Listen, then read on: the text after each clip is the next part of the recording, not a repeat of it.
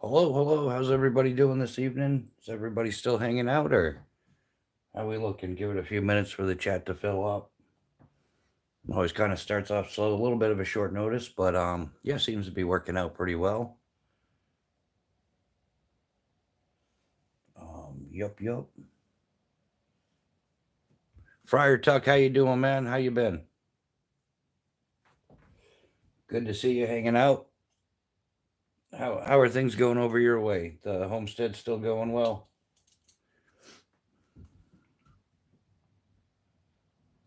Um, yeah, software. I don't know, man. Whatever. What I think just the standard YouTube thing. Couldn't even tell you. Um, uh, I'm drinking blackout coffee though. That I know for sure.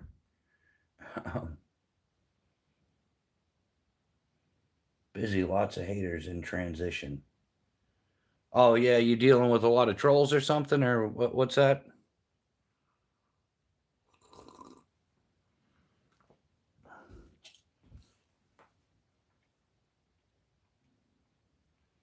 When you set up your live, you just go under setups and you put schedule for later and you schedule it for what time. And then yeah, it's that simple. Yeah, that's all there is to it really. Yeah, you just set up the date and then the time you want and it'll put out a notification. But yeah, I don't really use a countdown timer or anything like that.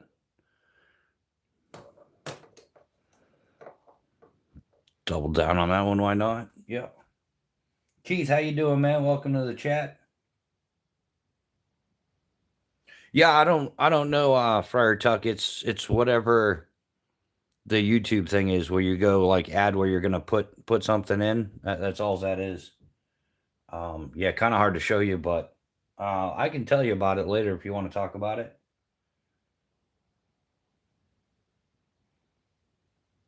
Yeah, I just do the standard default background, which is your channel logo thing, whatever that is. Yeah, nothing fancy. Yeah, Keith, how are you doing this evening, man? Chaos Theory, welcome to the chat. How you doing, brother?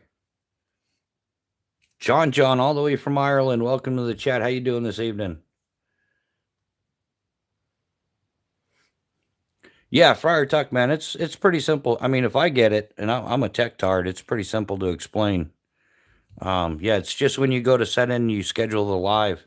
It'll say like schedule for later, and kapow, you're in Lake Flynn. Simple. Mountain Man, how you doing, man? Welcome to the chat. It's been a minute. Oh, what did I have for lunch today? I had yeah, corned beef. Yeah, left some corned beef. Gordon, how you doing, man? Welcome to the chat. Thanks for showing up.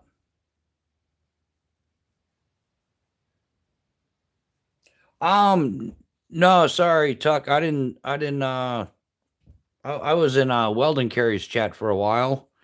And yeah, other than that, been yeah, sorting out some channel stuff. Actually, yeah, I was on the phone with Chaos Theory for a while as well, talking about a few things. So John J. Rambo, Chevelle 5150, yeah.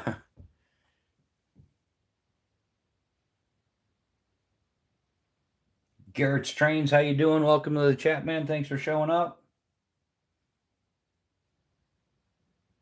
Neil McKenzie, how you doing? Always good to see you, my man. Chevelle 5150, good to see you. Have to wait a whole month before YouTube. Oh yeah. Gordon, and then man, hopefully you don't encounter what I did. Yeah, you keep waiting, and then you find out that somebody turned you in for reused content, even though you don't even remotely come close to it. But because somebody reported it, then you have to appeal it, and that takes an additional 2 weeks, and that's if the appeal goes through. And then after that, you can wait 30 days to reapply, and if that gets declined, then it's 90 days after that. So yeah, that's assuming everything goes swimmingly, my man. It doesn't always. Um, and yeah. In fact, there's a challenge going on.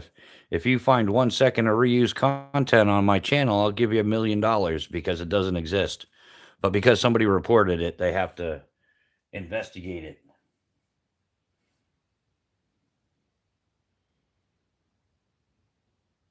Carriage trains. Yep, but yeah, that's how that works sometimes, man. Yeah, quick pocket check. What's everybody carrying, or did everybody already dump the pockets for the evening? I know I do sometimes. I feel mine's pretty consistent though. My pocket carry. So yeah, nothing super major planned for tonight. Just figured a nice little social and make up for me sleeping through my own live chat Sunday morning. That's a long story, but yeah, that actually happened. I was all set, ready to go. Put my feet up because I was ahead of the game, and next thing you know, it was 10:30. So yeah, how to sleep through your own live chat? Like, yeah, that's a genius there. Sorry about that. But hey, I'm not above doing stupid things. I'm all about doing stupid things. Fernando, my channel's working its way, I guess, from tabletop to mountaintop. I got a pretty extensive background in rock climbing, skydiving, base jumping, um, backpacking, bike touring. So yeah, it's just a few months in the development here, and it's gradually picking up. But for now, we're doing lives and socials and talking about different gear options. Yeah, so a lot of bushcraft camping kind of stuff. You carried your Ozark Trail today, right on, Keith. Cobra Tech, Switchblade, and Gonzo Spyderco clone is all. Right on. Neil McKenzie's carrying a possible sinus infection. That's a bummer, man. Sorry to hear that. Yeah, get on some antibiotics quick and nip that in the bud. Yeah, I dumped, but I was carrying my Leatherman sidekick and my boot and a cheap off in my pocket and the pew pew in the waistband. Right on, man. Well rounded, a little of this, a little of that. Yeah, I tend to kick it off kind of early too, so yeah, I don't blame you there. Leon, how you doing, my man? But you working tomorrow, or you got tomorrow off? How's that looking for you?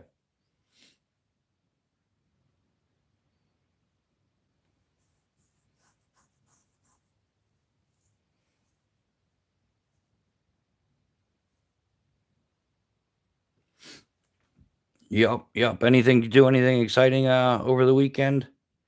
Anybody get out and do something? Or yeah, the weather's getting better. I was out checking out some stuff, but yeah, the trails are crazy muddy right now. We all that snow melted in a few days.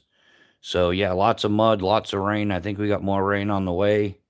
So hopefully we can get around that and dry it up. And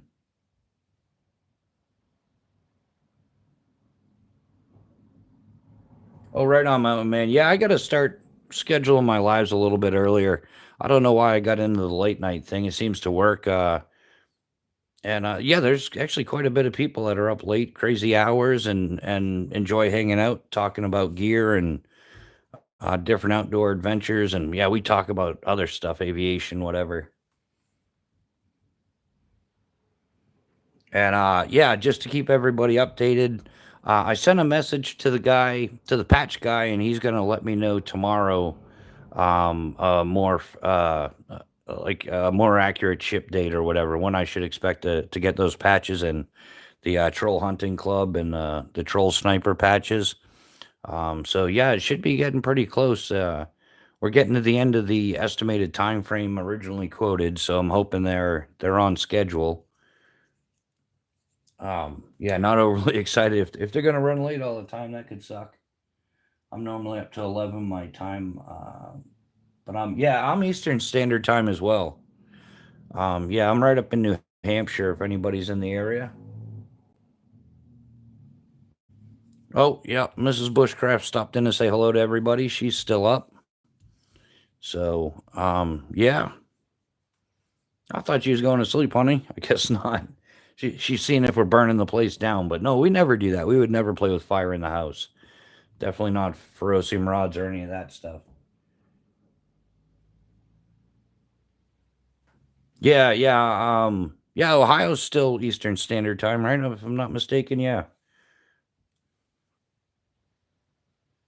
Gotta go lock up the goat. Time to lock up the goats. You don't hear that one every day. Kelly White, how you doing? Awesome news about the troll patches. Sorry, more lurking tonight, and honestly, I would love to go to bed, but too early for that. Honestly, yeah, yeah, I know how it is. It's like, oh, I could squeeze a little bit more out of today. I could just get a little bit done, a little bit more done.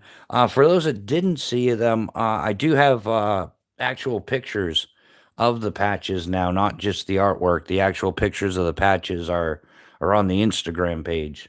And someday I'll get technologically advanced and be able to do the pop it up on the screen stuff, but that's all still like wizard magic to me at the moment.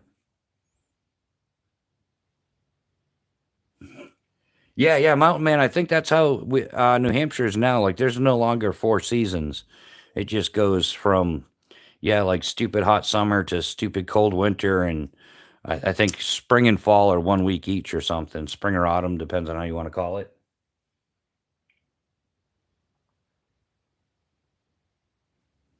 So, yeah, we'll be getting a couple new things on the channel, hopefully soon. I'm hoping to place an order tomorrow and get a major tool in. A tool you always see the knives, the saws, the hatchets, the multi tools, and things like that. There's always a plethora of fire starters, but there's one major component I think a lot of people skip, and yeah, I think we're gonna try to get that.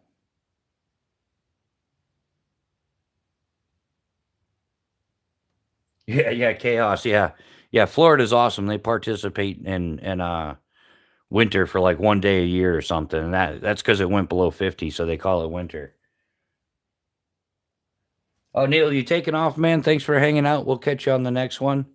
Yeah, I might start trying to do like maybe 6 o'clock or 7 o'clock or something, and see how that works out. But yeah, this is just a random live because I missed Sunday morning, and figured I'd get in a live and see what's going on, see what's up. Try to keep everybody updated. Trying to do the channel full time, but we're working towards it. Everything's falling in place slowly but surely. Can't complain about it none. So, but yeah, who knows? We might party half the night or something. I visit Florida a lot, and I love it. But my grandma who lives up there is a freezing. Yeah, yeah, yeah.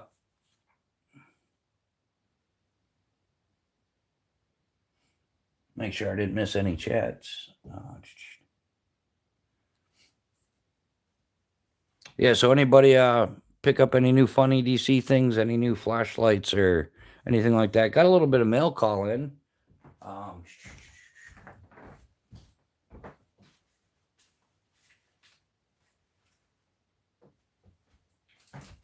yeah, you gotta not put the envelopes and dox everybody on the channels, right? So we got in a bunch of stickers from Weldon Carey. I'm sure a lot of you have seen these. I definitely the red and black ones are my favorite. Some little mini ones. He sent these in so we could have put them out with the giveaways, which we're working on. So hopefully that'll happen sooner than later. And yeah, I might start doing a sticker board or something. That might be cool. Yeah, yeah, chaos. There's always a few nights where it's down in the 30s or so. Actually, I was down there one time. It was down in the teens in the Zephyr Hills area. But that was one time. That was weird weather. I know that there was a cold patch that even went through the Keys, and some of the fish weren't swimming. But got a new flashlight for the Pew Pew Sure. Oh, nice. Yeah, Surefire's still making some great stuff.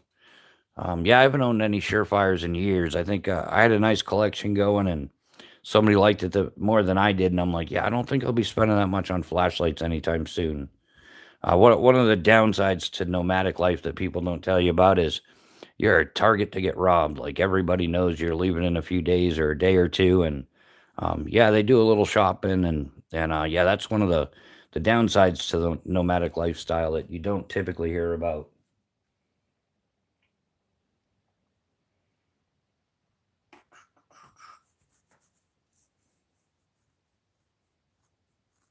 Yeah, the Olight stuff's pretty good. I've been rocking the Warrior Minis, the Warrior Mini 2s now for a couple years off and on, but I like the smaller AAA.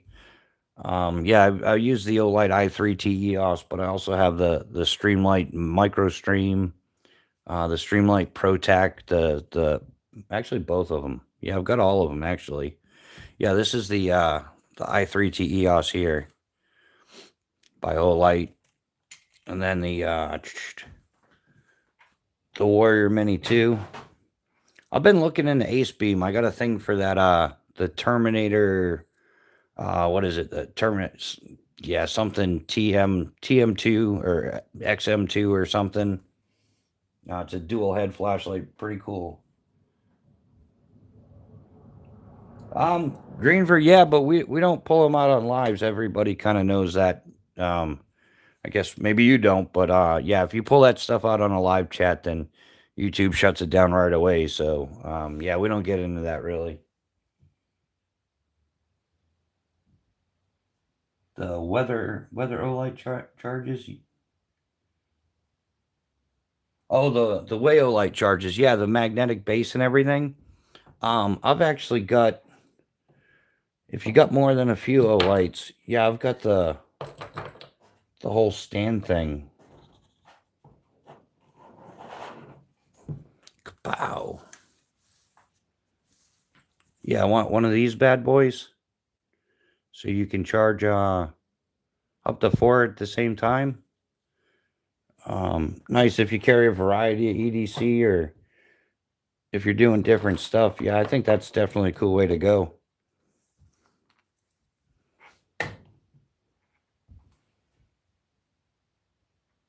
Yeah, the Baton 4 seems like an interesting light. I want the what is it? The Warrior Micro or Nano or something they're calling it. It's the smaller version of the Warrior Mini 2.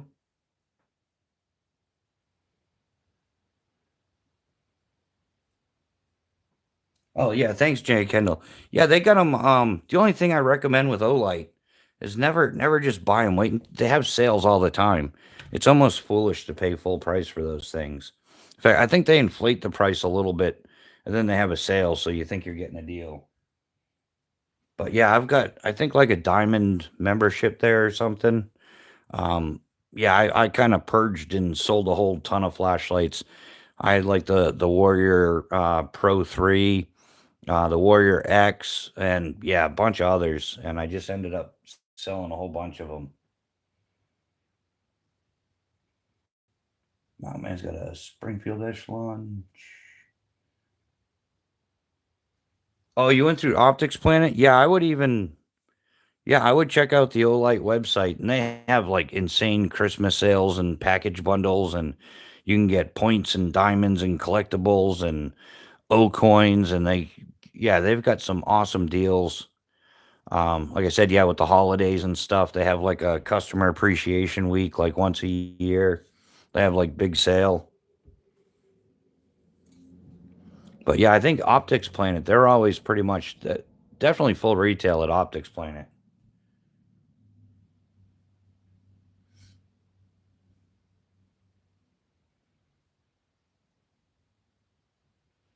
Yeah, yeah, Chaos Theory's always packing some heat.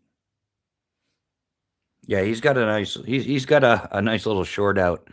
Shows his bedside collection, and that's just the bedside collection. If you guys get a chance to check it out.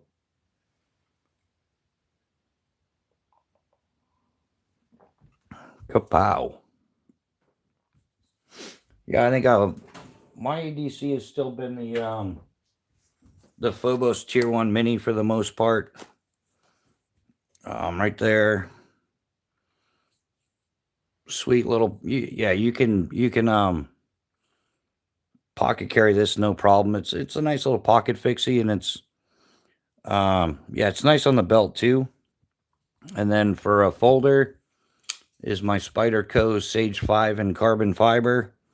And then yeah, I usually throw my Leatherman Surge in the either on the belt or in the pocket, depends on what I'm doing. But yeah, still looking to upgrade this eventually to the not upgrade, but have the Wave Plus as an EDC. That's kind of sharp there. And then the surge is my off the pavement. Cannon, what's happening, brother? How you doing? Yeah, we got crayons for you tonight, man. We got a bowl full of them. Don't put them in the microwave though.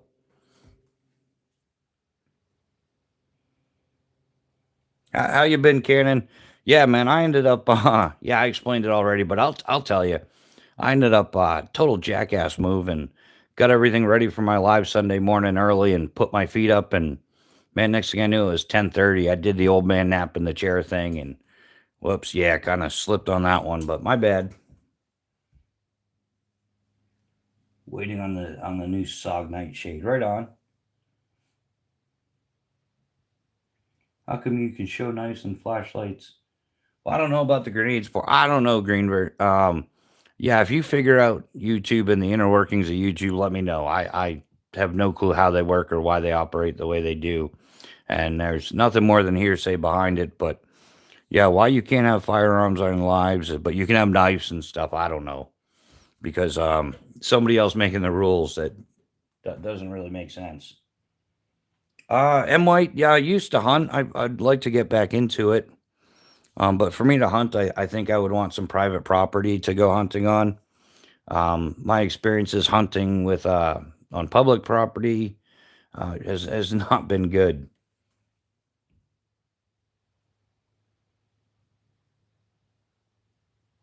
Oh, really? It hit 8,000 views, man. That's awesome. That is wicked awesome. That's cool.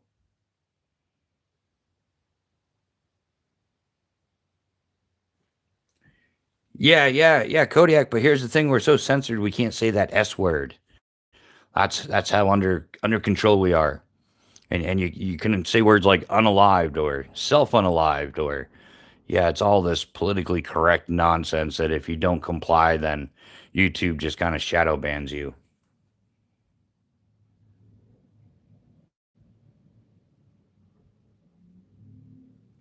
Oh, legendary princess, thanks for stopping in to say good night. Have a good night's sleep. Yeah, hopefully, well, I'll start some lives earlier so more people can get in.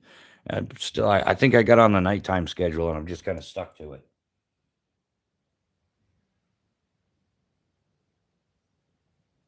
Yeah, everybody should be allowed to sleep, man. Maybe. I like hunting boar. Yeah. Yeah, the boar hunting in Florida is pretty attractive. Yeah, what else did I get? Some coins and stuff, right?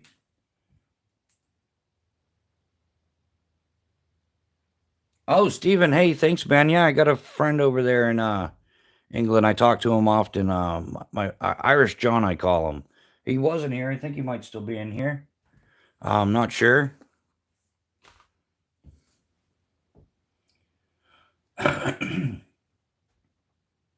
Yeah, Cannon. Yeah, I'd be stoked to be working right now. I would love to get back in the game and yeah, just work crazy hours. But yeah, I'm trying to put it into YouTube. But I think YouTube, you got to be careful. Like I could do lives 8 or 10 hours a day, but I think people get bored listening to me. Like that oversaturation thing.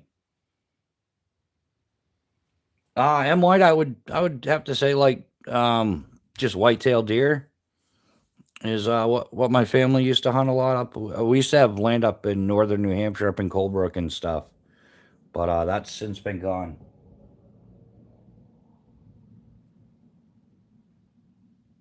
Is English? It's Irish, John. Yeah, Stephen McGrath is English, John, or Irish, John. Yeah.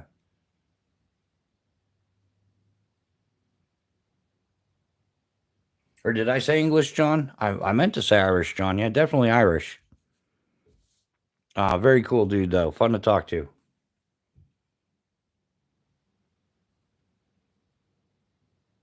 Yeah, yeah. There's a big difference, and there's a whole disputable history that would upset people. Yeah, you're totally right, man. Huge difference. But yeah, yeah, definitely a huge difference. Two totally different cultures for sure. All right, Keith, welcome back. How you doing, man?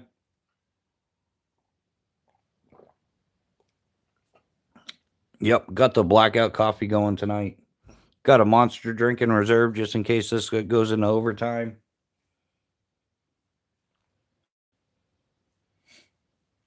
But yeah, so yeah, I guess the patch update. I'm waiting to hear from the guy tomorrow because I'm getting close to the total estimated time that was going to take.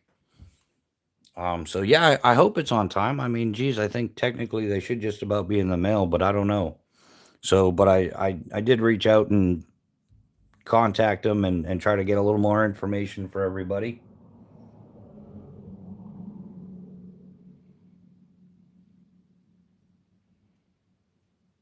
Steven, this is the Leatherman Surge. Um, Pow, yeah. And yeah, I think this is great off the pavement. It's a great out in the woods kind of thing or long travels. But yeah, I'm looking to get a Wave Plus for EDC, something a little more compact, but still useful.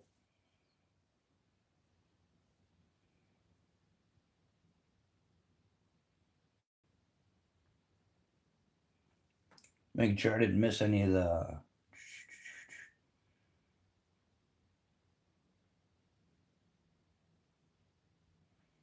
kapow. Yeah. So anybody got anything exciting going on this week or same old, same old?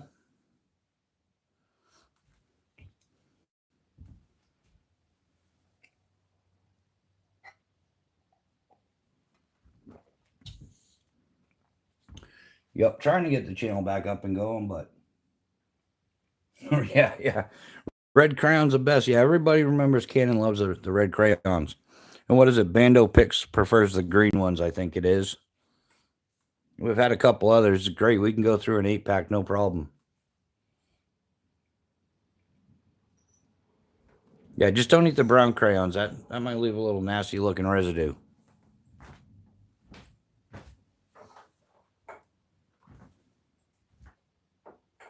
Kapow. I have an old knocked about wave must exchange anyway. Oh, what will Leatherman let you trade in or something, or how's that work? Just finished the Sigma 3 Wilderness Survival course. Nice, James. Pretty cool. Who runs that? The Sigma 3 Wilderness Survival course? Polywog Apocalypse, welcome to the chat. How you doing tonight?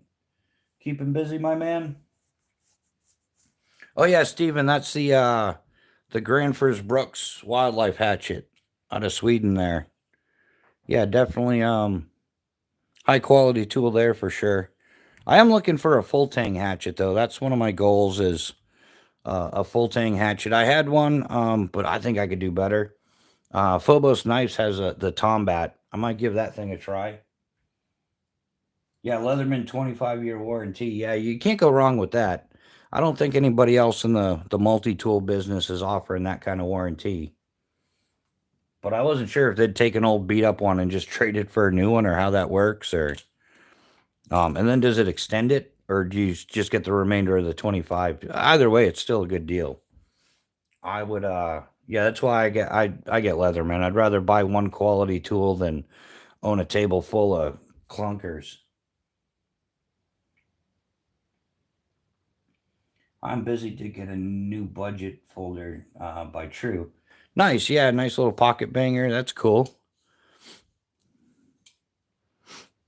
Yeah, I'm still rocking the Spyderco Sage 5 CF, and I'm more than happy with it. It does a little foldy pocket knife stuff, and that's all I expect. And then anything else, that's what I carry the fixed blade for.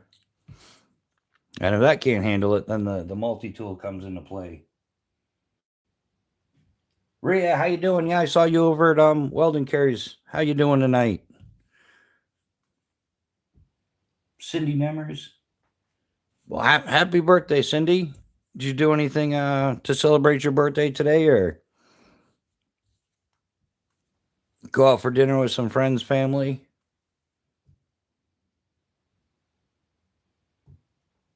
I would sing you happy birthday. I'd probably clear out the chat, and that's kind of counterproductive. But in my head, I'm singing you a happy birthday. How's that? Good having one more beer than headed home. Nice, solid plan. Yeah, just be careful with the heading home after the beers.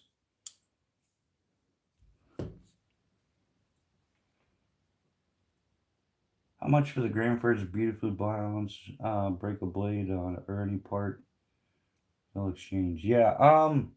I think the wildlife hatchet somewhere is around the 170-ish, plus or minus 10, depending on where you get it. Yeah, it's kind of hard to price it, especially with the way all the inflation's caused everything to go up and down in the past few months. It's kind of crazy. I mean, not the past few months, the past few years. What am I talking about? But yeah, it's typically in the 170-ish range, 175. But yeah, be careful. Sometimes Amazon jacks it up if you look there.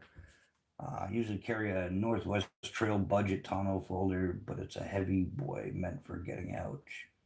Will do had 3 drinks over 4 hours. Yeah, sounds solid. I was in Boulder City, Nevada, and it's a huge mountain biking town. There's Bootleg Canyon there, like massive downhill mountain biking, and the cops actually set up little things to bust mountain bikers. Like they wait for you to come out of the bar or the pub or whatever, and they see you get on a mountain bike and they chase you down like you're. But you can get a DWI in Nevada. I guess most states you can on a mountain bike. Yeah, I was like, I wasn't really drinking. I was at the place for the pizza. It's a little Tony's Pizza place. But yeah, they tried to nail me for like DWI on a Cannondale. Well, actually, it wasn't a Cannondale. It was a Specialized. And I'm gonna take out a family of 4 on a mountain bike. Like that would be pretty epic. I don't understand it, but yeah. All right, in uh, on Sigma 3 in Lebanon, Missouri. Okay, so it's like a private course, kind of like a Dave Canterbury thing.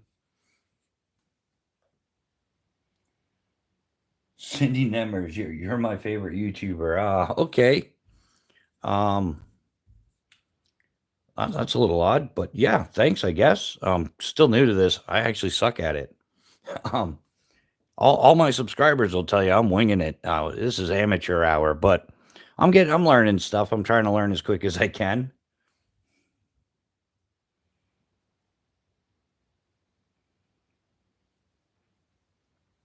Yeah, yeah, it was definitely crazy stuff. Like, yeah, and I'm riding down the sidewalk doing like 3 miles an hour going home, and yeah, the cruiser comes up with their lights on, and I'm just looking like, what did I do? Can we talk to you for a minute? I'm like, sure you can, but I don't really answer questions too much. But yeah, they tried nailing me with a Dewey on a mountain bike. Hawk Slings, how you doing, my man? Welcome to the chat. You been getting in any target practice lately with your slingshots? Yeah, I am jonesing to get out there and checking it out. But yeah, the trail's like 3 inches of mud. I think worse than snow for sure. And yeah, I've gotten a couple shots off on this. Um, this is the Wasp Apex. I mean, I'm sorry, Enzo. And yeah, I forget the names of all this stuff, but yeah, I got this sent into one of the subscribers of the channel, so I'm looking forward to getting some time in with this one as well as the Simple Shot Scout LT2. I've been shooting that one mostly, and that's pretty fun. If you're looking for like a budget, try it out. These things are only like $45 or something on it. It comes with a little bit. You're gonna want to get some clay and stuff though, but oh, I'll have to check that out for sure, man. Yeah, I don't all my trick shots so far are like 100% editing. Like, yeah, I take out the 200 misses and I just put the shot. That's the beauty of editing. But I'm honest about it. I just, I tell everybody that I'm not that good. It's just editing. I cut out like, if I do 3 hours of shooting, then I get 2 30-second shorts out of the deal. Cabby, wow. Yeah, it's what the cool kids are doing, right?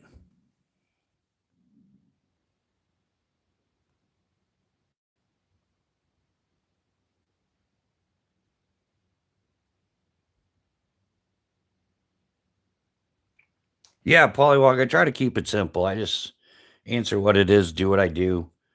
Yeah, it'll get a lot more interesting once I can get out and do some long form videos. Yeah, I definitely want to get out, do some more rappelling.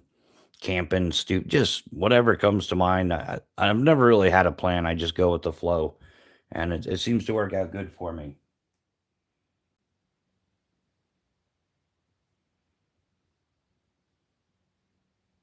Understood, Captain. Yeah, okay.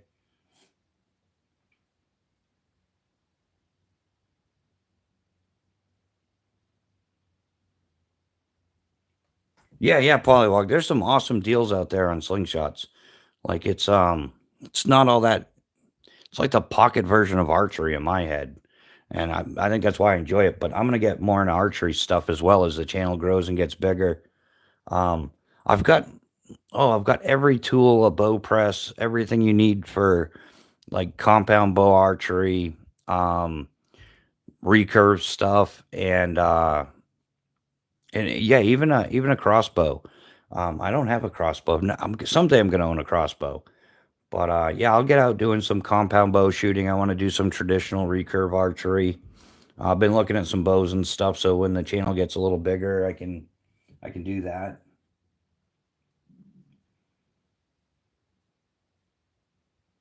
Yeah, yeah. See, and Hawk Slings, he probably knows a lot more about slingshots than I do for sure. Um, I am fully an amateur. It's something I've just gotten into. I'll say within the last year, and I haven't been out to shoot as much as I'd like, but definitely pocket version of archery. Check out the Z&A Productions. He made a cool slingshot dot launcher in his garage. Oh, that sounds cool. Yeah, there's tons and tons of cool slingshot stuff, archery stuff. Who knows my the shepherd sling. I'm gonna take a throw at that as well. The shepherd slings there. I've seen a few tutorials on how to make one out of paracord. So being a parachute rigger, I think I can figure it out.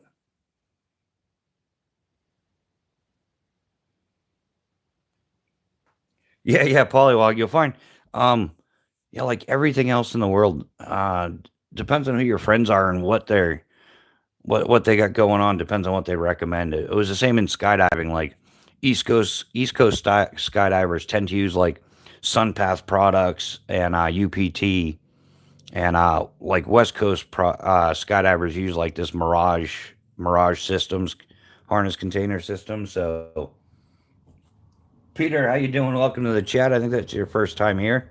How you doing tonight, man?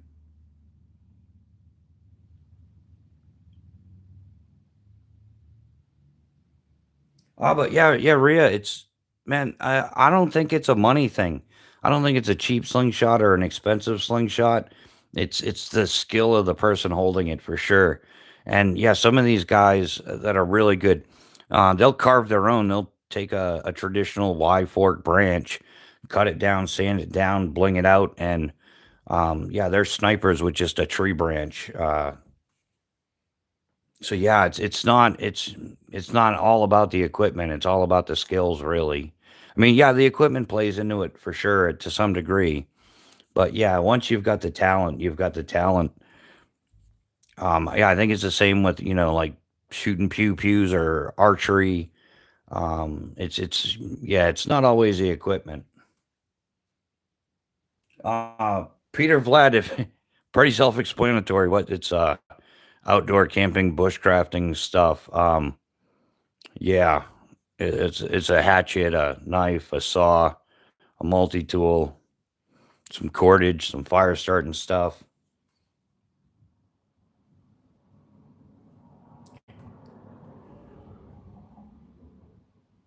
Steve McGrath, 2017 to 2023 IRE. I'm not sure what that means, but okay.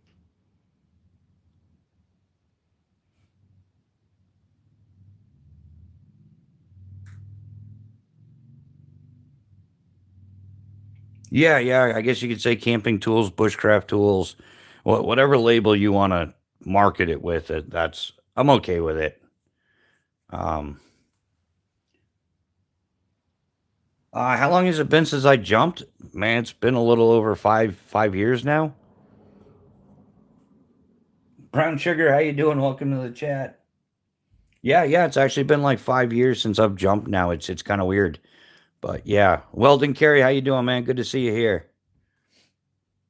Yeah, Weldon Carey, I was just busting out your stickers earlier, man. I got them in the mail, and yeah, kapow, we got some Weldon Carries for the giveaways and whatnot. And eventually I'll put together a sticker board once I get some more going.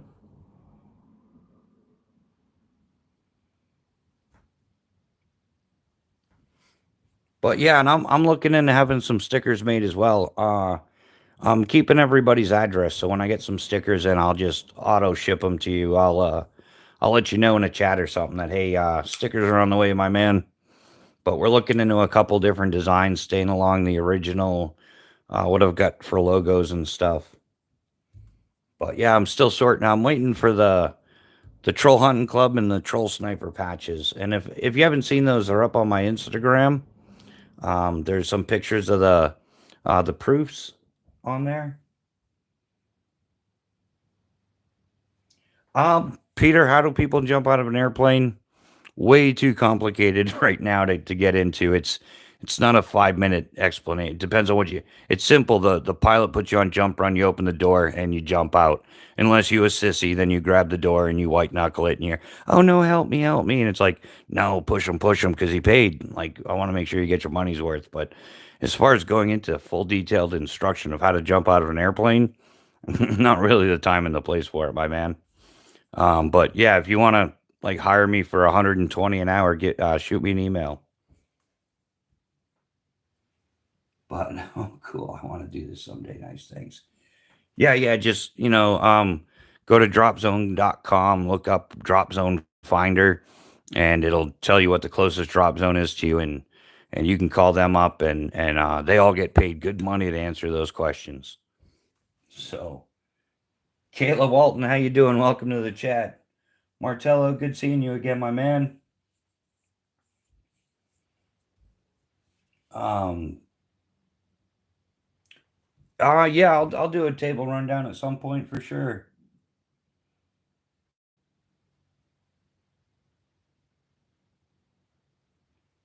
Oh, no worries, Steven. I don't think you asked anything inappropriate.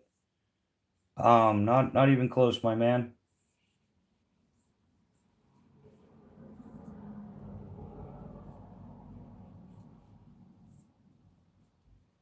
I spot on your homemade muffins. What? I spot on your I don't even know what you're talking about. Um, I spat on your. Yeah, yeah, Kayla, you're a genius there going at it. Keep rocking it. Yeah, nobody really cares. Um, yeah, so all the time in my pocket now is the Spyderco Sage 5 CF. Wherever I go, whether I'm indoors, outdoors, on the pavement, off the pavement. Then we've got the Granfers Brooks Wildlife Hatchet. The Silky Outback Gomboy 240 folding saw, pretty much a staple size saw to carry. Yeah, if you're doing something bigger, it's probably winter or where you're doing some fake build it bushcraft stuff on YouTube. Yeah, well, hey, Kayla, just so you know, we troll the trolls in here. So if you're going to say stupid stuff, then we're probably going to be mean and say stupid stuff back because that's just how we roll up in here. Next would be the Leatherman Surge. Kapow! Carry that almost all the time as well. The Leatherman Raptor because scissors are scissors, and sometimes you just need a shear or a scissor instead of a knife because they do stuff that knives don't want to do. And then some basic cordage. We've got the Atwood Micro Cord 125 foot spool. Some 275 paracord, about 105 feet on here. A Marlin spike for working knots and dressing knots and stuff like that. And a much important bivy bag. Nice compact bivy bag. You can carry it on day trips and stuff just in case you need it, but you might not. You never know.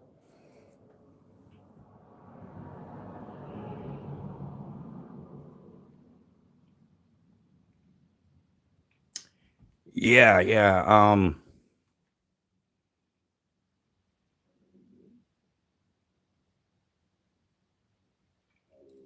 No, Ashley, this is right. I think you're talking about this. This is the Marlin spike.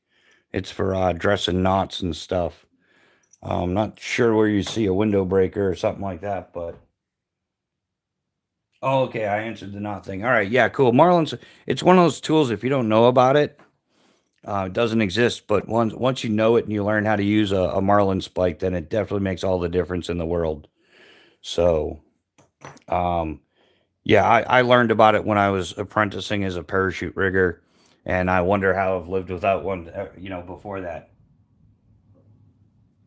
Yeah, you're welcome. Keith, you're back again. Welcome back, my man. How you doing? Do I have a couch? What does that matter? How is that applicable to what's going on?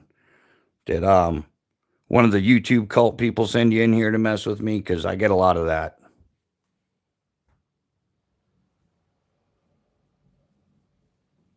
But yeah, and then this right here is the Granford's Brooks sharpening puck.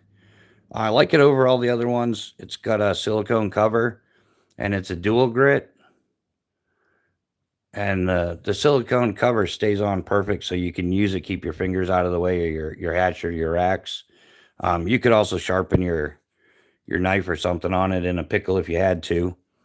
But yeah, Granford's Brooks sharpening stone, definitely worth it.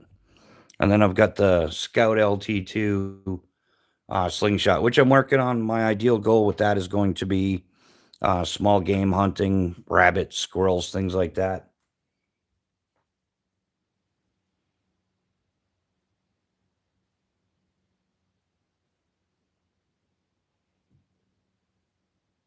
All right, yeah, Peter, thanks for stopping by, man. Hopefully we answered some questions for you. Yeah, we'll be back on like Chaos was saying, Friday night. Don't be like me and accidentally file part of your finger. Yeah, I think I've already done that maybe a couple times in life. I definitely broke this one and still went rock climbing and I used a fudgicle stick and some athletic tape as a splint. And yeah, it never healed straight again. So yeah, I might not have filed a tip off, but maybe it's anything's possible. Oh yeah, thanks, Steven. Yeah, it's a work in progress.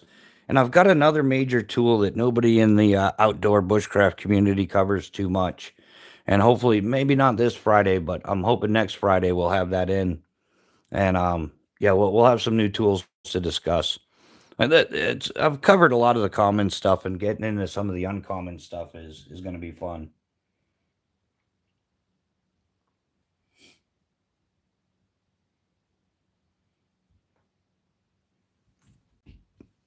But yeah, well, then, Kara, I think if you're going to work with your hands, hand injuries are just a part of life.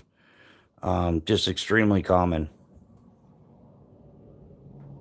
Yeah, Maria, that's Eastern Standard Time. Yeah, I'm up in New Hampshire. So,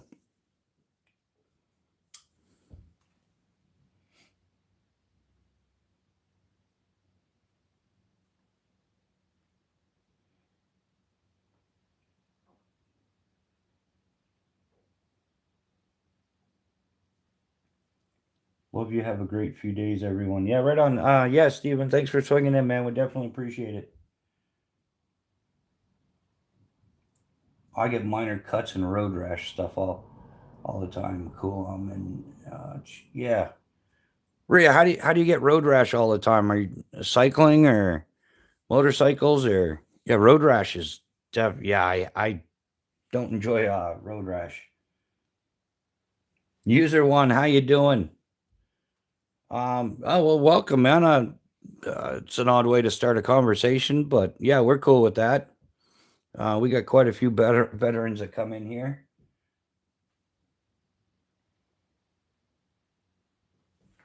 A little bit curious about that.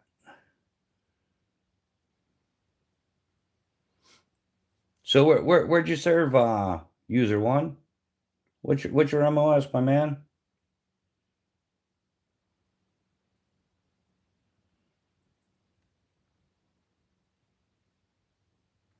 Oh, served in the Marines, buddy. Yeah, sure thing, pal. I got you.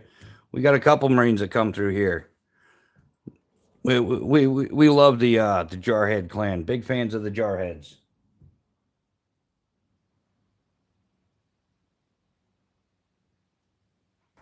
Yeah, user one. No, we're no special ops NATO missions. Yeah. So I'm gonna call you out on BS, man, because most people don't jump into a chat saying, "Hey, brother, I'm a veteran. Sorry about the caps," and then you go right into your special ops. What were you, a submarine door gunner? Was that your thing, or you playing me for a fool? Because that's just not, what happened to the silent professionals in the special ops community? I know a lot of those guys, man, and you are not a fraud. I'm not a fraudster, but you are. You're definitely sounding like a fraudster. Yeah, yeah. In fact, the guy that makes these knives, Eric Hansen of Phobos Knives, is a Green Beret, and yeah, he just doesn't. Yeah, see, and Green Berets don't go off, or Special Forces guys. Like, you're a total schmuck, man. But it's interesting, man. You've had an account for a long, long time. Yeah, I wonder if that's one of the cult people coming in to mess with me. Yeah, joined October 22nd, 2012. That guy at user one. So yeah, he's a professional troll. They're really bringing out the badasses to mess with me. Bring it on, suckers. Spy. 2 out of 4 bastards in the chat. Yeah, that's hey, I guess that's part of the nighttime thing, but yeah, they have a tendency of crashing live chats. What a bunch of schmucks. Yeah, yeah. When somebody comes in screaming, "I'm a veteran," and then yeah, and I'm a Marine, and then special operations. Oh well, nice to meet you, dude. But yeah, then he started doing his a la Alan snack bar. One day on patrol, I broke my leg and was abandoned by my squad. After 3 days, I was forced to eat my own. Yeah, wow. All the losers are coming out tonight. Hey, Illuminati, what's happening, man?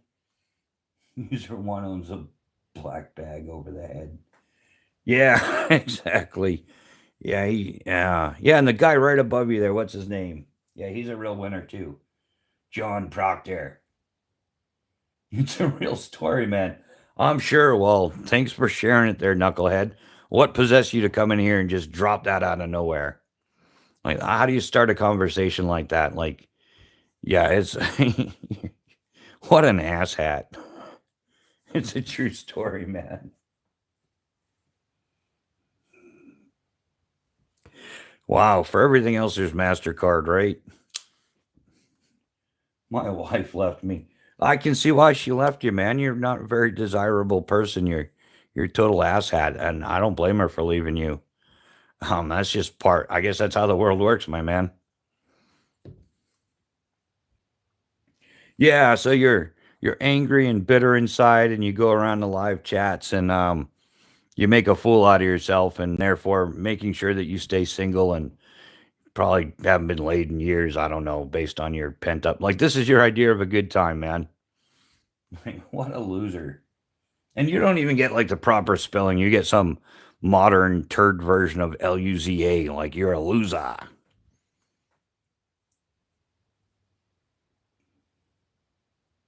Erwin Curtis, what's with the military questions tonight? This is like a pack of trolls, like a little bit too organized to be random, and so it's none of your business. How about you go get a spoon, come back and eat my ass? um, hey man, I had a romp with a pit bull. Yeah, yeah, absolute losers. Sometimes I wonder why I bother, but then I realize that the bad guys are gonna win, and I'm not gonna let the bad guys win because yeah, these colors don't run. So y'all can waste your time coming in here acting the fool. I got a pretty good clue where you come from, and you'll get yours. You'll get yours. Karma's a thing. Karma's a real thing, and it's gonna go full circle. And yeah. Spy, look us up. Yeah,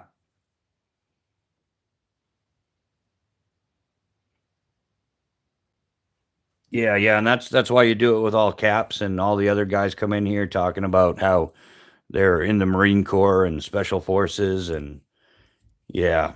What's with the all caps? You need to be seen, you need to be heard. You don't have to thank me for my service. Quite frankly, I don't care. I think that's just some politically correct social thing going around where most people really don't care if we served or not. I just see that to be a thing. Puerto Rico is turning in U.S. I hope you are doing well. Yeah, yeah, it's amazing all the see, I spend a lot of time in live chats, and I don't see this level of crap going on in other chats. So, yeah, I know I'm being targeted. Just like somebody turned me in for reused content. Like I went and yeah, like all my content's stolen, and I'm still making the offer. If anybody finds 1 second of reused content on my channel, you'll get $1 million. And good luck with that. Yeah, but you're still typing in all caps. So what you're doing is you're doing the I'm gonna troll and be passive and be apologetic, but then as soon as somebody drops their guard, you're gonna come right back with your nonsense. So yeah, yeah, I have moderators, but I just let these suckers roll sometimes. I know where they come from. I know what they're doing. And if they say something that's inappropriate, then I can delete them myself. I have those skills. Yeah, I'm looking at the screen right now. That's one of the benefits to doing it this way is, yeah, I can do whatever. And yeah, Erwin, if you don't stop yelling like that's considered, etiquette on the internet. All caps is, you're yelling. So, you're just being a fool now.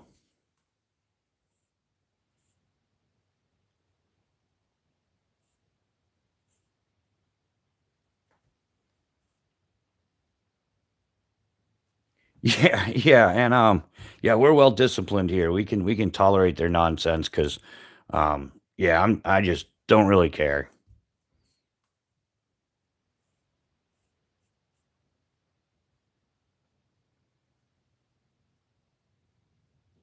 That's awesome, Joey. And where's he stationed at?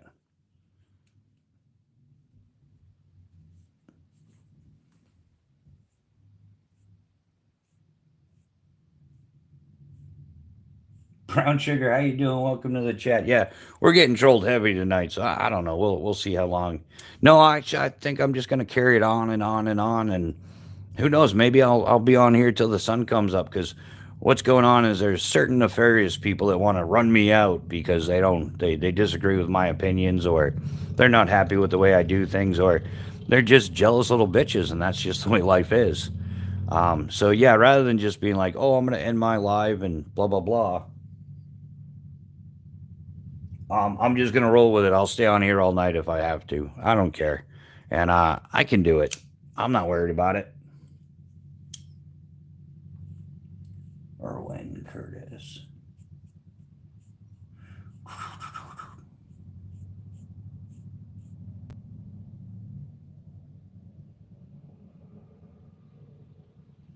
Right, right on, Joey. That's awesome, man. Okinawa for 8 years, and now he's at Camp Lejeune.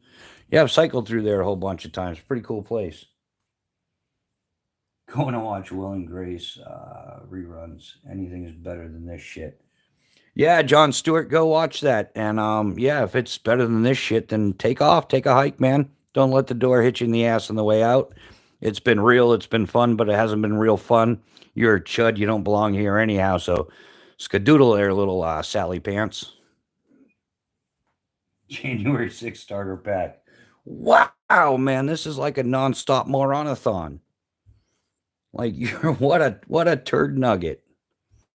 Wow, this is some pretty heavy trolling. This is why we invented the troll hunting club, and we have troll snipers. And wow, thanks for trolling me so much because I figured out a way to make money off of it. You idiots.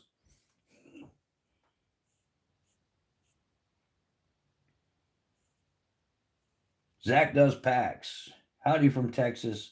Hope you're having a fantastic night.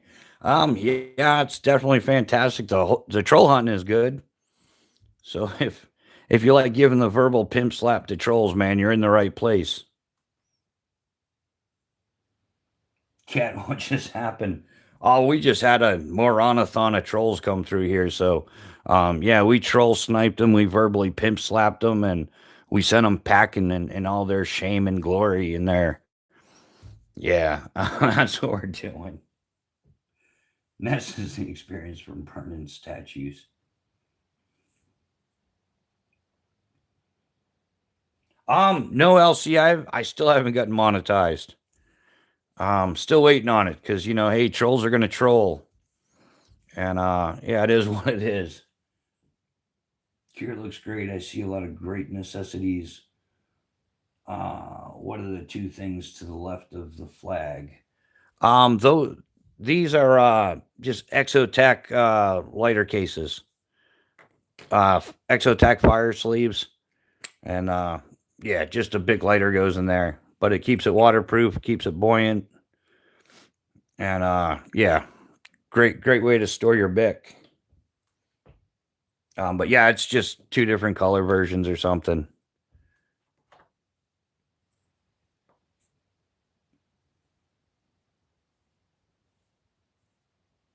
Oh, LC, what'd you learn?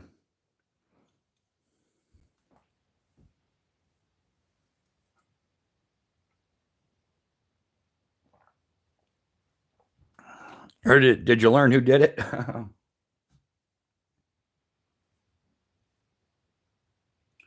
What kind of fire starters do you prefer, or do you use fire start? I prefer based on location. I prefer to use like white birch. I'm in New Hampshire, or some type of fat wood, and I only use like commercial fire starters as emergency backup. If you like fall in the creek or something, you need to dry off, get a fire started, then yeah, carry a few man-made fire starters.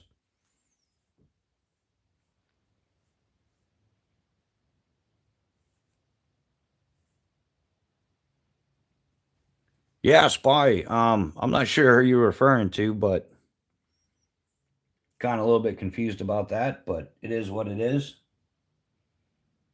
Now, it shouldn't take any more than 10 days for the person that reported you for using their videos to fall face flat because it's a legal issue. Should be able to get it.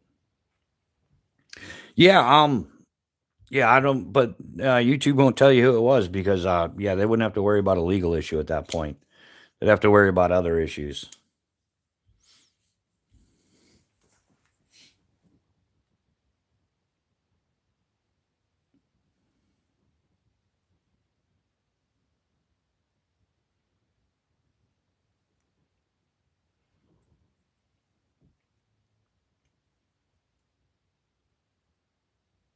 Yeah, just reading through the chat real quick, guys.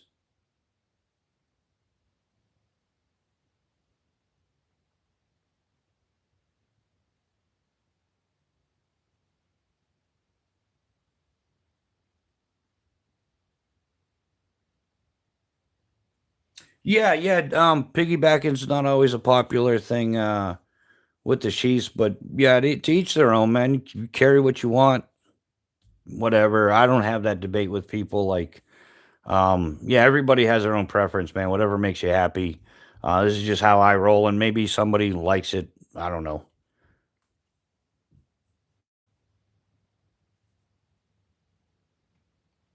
I'm preferring to myself. Okay, yeah.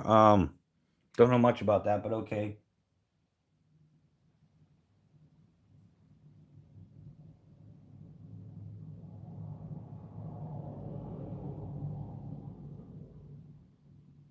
Oh, okay. So they have to prove. Yeah, I see what you're saying, LC. Yeah, thanks, man. That's very useful.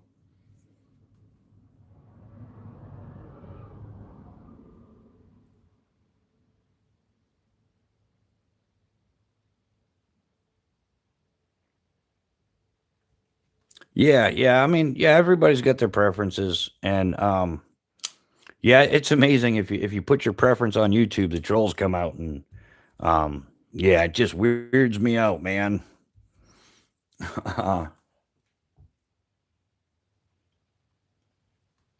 Yeah, one is none to it. Hey, man, I used to carry like 4 knives minimum all the time.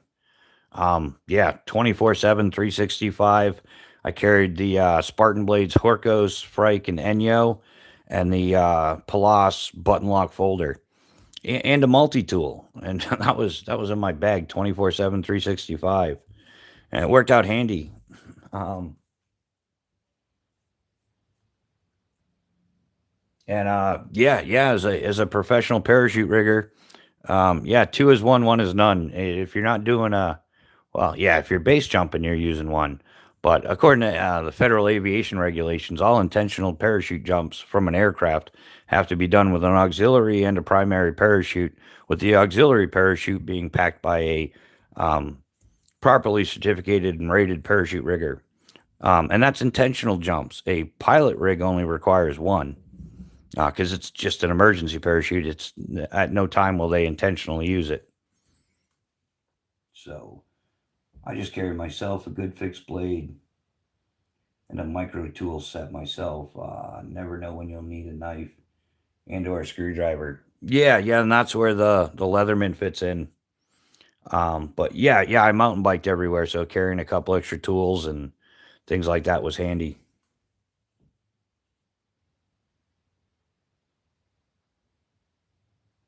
Oh, Spy, that's awesome. Yeah, where are you stationed out of, my man?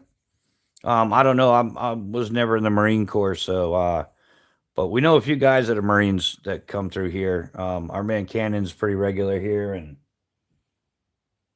it's too bad you can only put so many words in this little box because I would copy and paste what I found and send it. Yeah. LC, yeah, you could always send it to me via email, and I could read it after the live is done. That would definitely be an option as well. Yeah, CC Skull, second person here today with your birthday. Happy birthday. How old are you today, man? That would be awesome.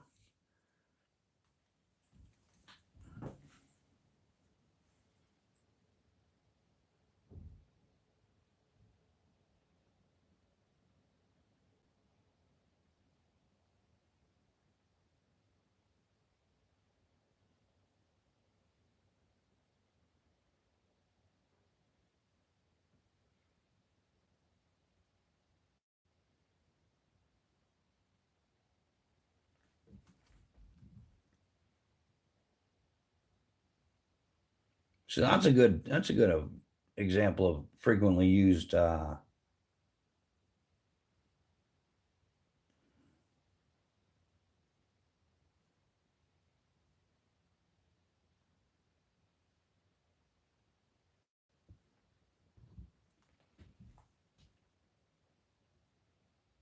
he doesn't answer. Yeah.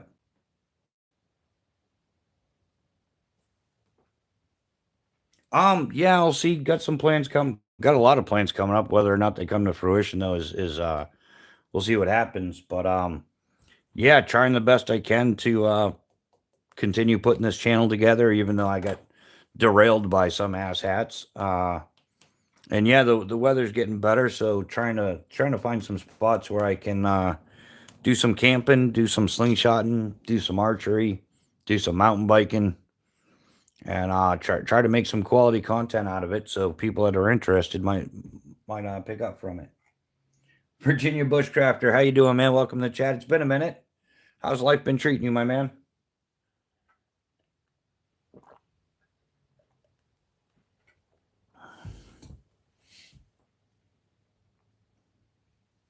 Yeah, I guess how I'm doing all right considering everything going on in the world, but yeah, I can't complain too much.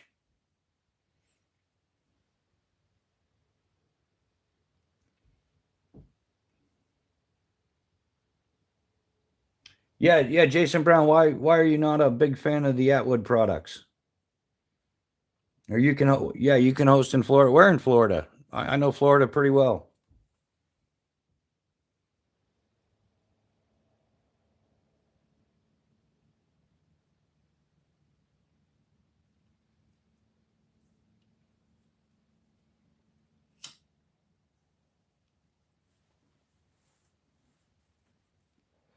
Well, yeah, I'd love to hear why you don't like Atwood products, and then I'd like to hear what supports it.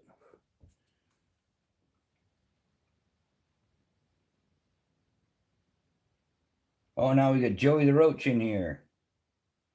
Wow, they're really sending out the trolls something fierce tonight.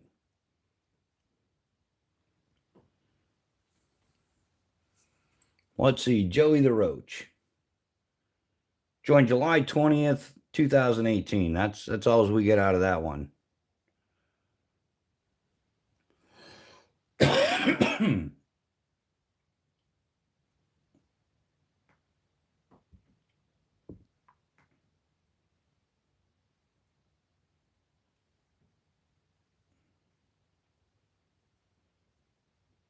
Oh, I've been through the Lake City area. Yeah, it's not too far, just from the border of Georgia. Isn't that where yeah, that's where like Florida University is and stuff. My daughter actually used to live there. Pretty cool.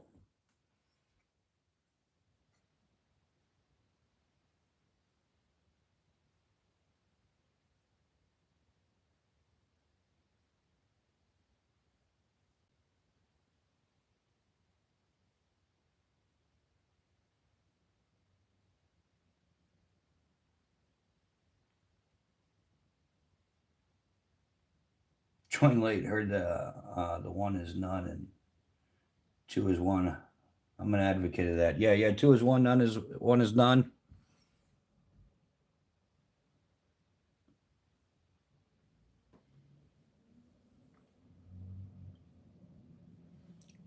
Yeah, so Jason Brown, I'm still waiting to hear what's your why is it you don't like Atwood?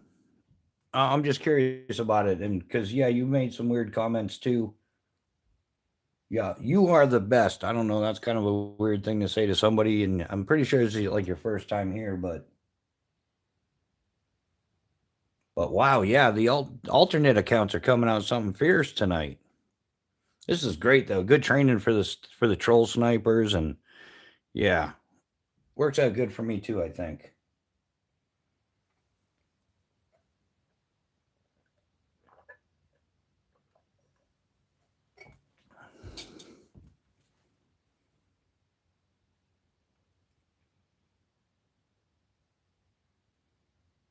Yeah, LC, I don't think he's very legit to be honest with you.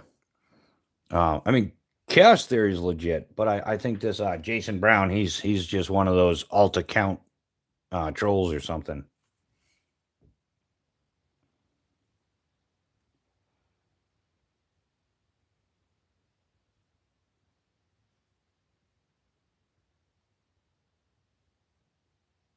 Yeah, it's just a lure for new. Well, what's just a lure for new people? Yeah, no, I pay attention to what people say. I'm actually really good at picking that stuff apart. My life depended on my ability to read people, so reading people is something I'm kind of proficient at. And the things you say and the things you're doing just don't add up. So, yeah. So what's your thing with that with rope? Seeing how you're an expert on cordage and things like that, I'm sure you are. You teach craft. What kind of craft do you teach? Like arts and crafts, like finger painting, because that's what it's sounding like. You teach craft. So how does that qualify you to rate things? I'm really curious because you made the thing. So quantum wave pattern. This is nice. It is a nice little setup, isn't it? Very pretty, very elegant, very functional, very not cheap.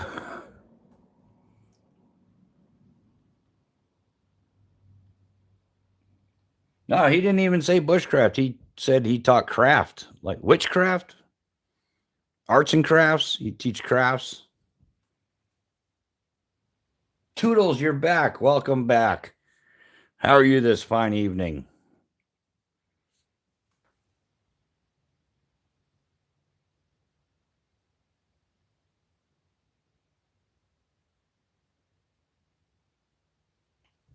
Yeah, I'm just waiting. Yeah, arts and crafts. Baldur's basics.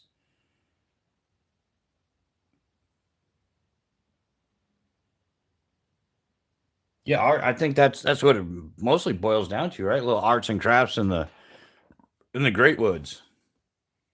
Zach does packs. What a bivy bag is a waterproof bag that you would just use as like a tent in lieu of a tent. And yeah, they're real convenient. Like it's one of the major components of the extreme cold weather care system, the multi-sleep system used by the military. This is just like more pocket-sized kind of thing. Three knives, 138 special, right on.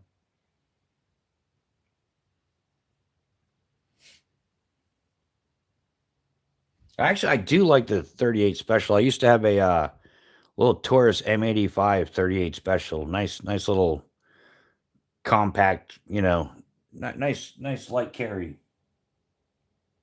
Yeah, Jason Brown. That's why you're an idiot because I don't sell anything. I don't do affiliate links. I could care less about any of that stuff, dude. Really. And in fact, the only thing I'm selling at cost when they come in. We made some troll hunting patches. You can check them out on my Instagram. And yeah, it's pretty much like for the cost of it and the shipping and stuff. That's it. Yeah. So I'm not trying to sell anything to make money. You're just clearly, yeah, I called you out, picked you right out of the bunch. The way you initiated the conversations was just off. And that was the giveaway. And you're too aggressive with your crap. So yeah, anybody that's a subscriber here, anybody that knows me, they'll tell you right now that I don't give a shit what you buy. I'm not trying to sell you anything. I don't have an affiliate link. I don't support those practices, and I could really care less. Buy whatever you want. Buy those fancy little Chinese knives because I know that triggers all the people.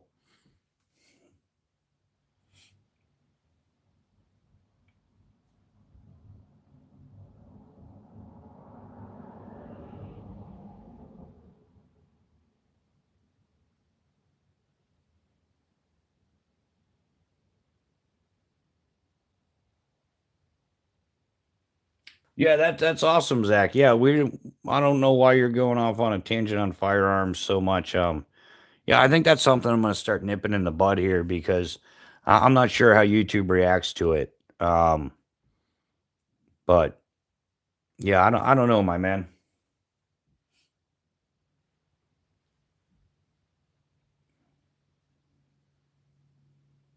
But yeah, I do know that there's a lot of people out to get me because they don't like what I have to say, and yeah, like little Jason Brown there. That's dude's just trying to sell stuff. Yeah, that's just the kind of ignorant shit I expect from ignorant people. Because yeah, I'm out of all the channels, I'm like really not. I kind of boycotting that crap. Yeah, if the survival information you're getting is from Discovery Channel, it's probably bullshit. If the description is loaded with fucking affiliate links, it's probably bullshit. Like they're not really. This is stuff that I've used or used variants of, and yeah, that's just where I'm at with that. Chef Rocky, how you doing, my man? Welcome to the chat.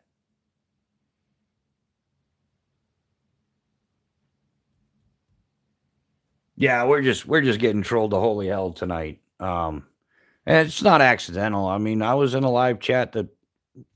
couple live chats this evening, and none of them got trolled like this. So yeah, I know it's just some jackasses out to get me, and I know why. And I will see those people eventually. Trust me on that.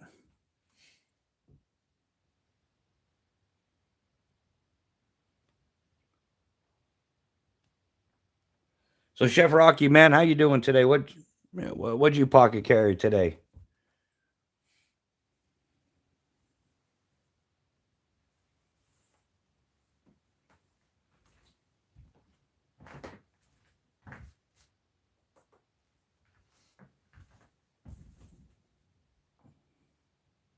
Oh, amazing as usual. That's awesome, man.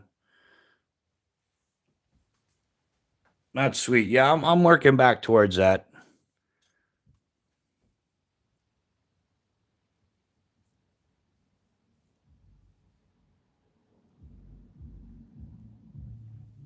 Yeah, I had a rough day, so I carried two Koenigaries. Nice, nice. Yeah, hey, yeah, I gotta find something like that that just makes me feel better. Throw something in my pocket and be happy for the day. Um,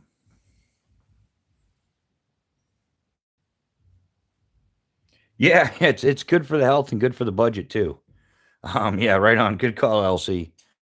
Yeah, I'm be doing a lot less of that for sure. Yeah, that's tearing the lungs up. I don't know if you were here last, yeah, it was, yeah, the soot that some of that stuff puts off is just horrible. I'm coughing thinking about it.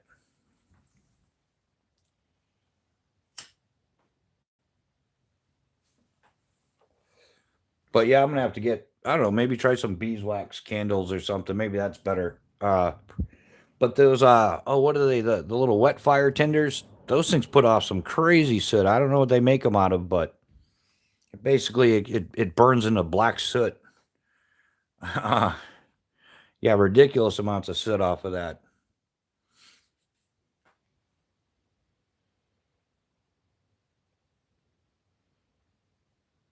Although they are fun. I'd like to find some. Maybe I can get a little like oil lantern or something that's not as vicious, especially if it's non-scented. That would be nice to have something like that. Or yeah, Chaos was saying maybe put a tablet up at some point and just have a looping campfire thing going.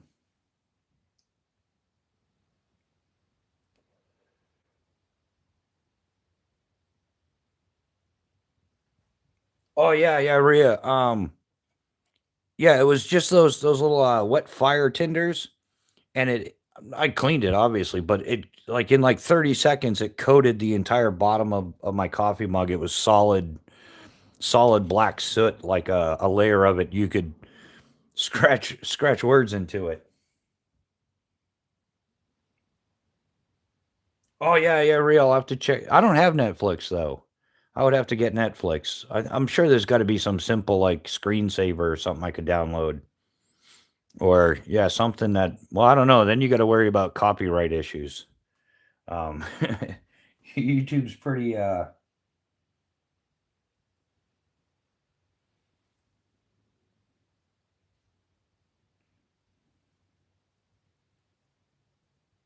Yeah, all Shaky's got. Yeah. Hey man, everybody's got their favorite toys. These are mine. We know what old Shaky liked.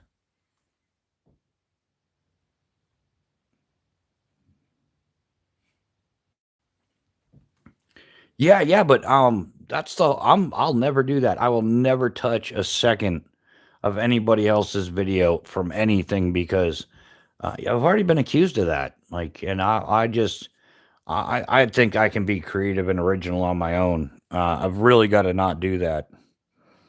Even though I haven't done it, I've definitely it's something I would never consider doing. Yeah, maybe I'll just have a little campfire and video it, and then use my make my own or something.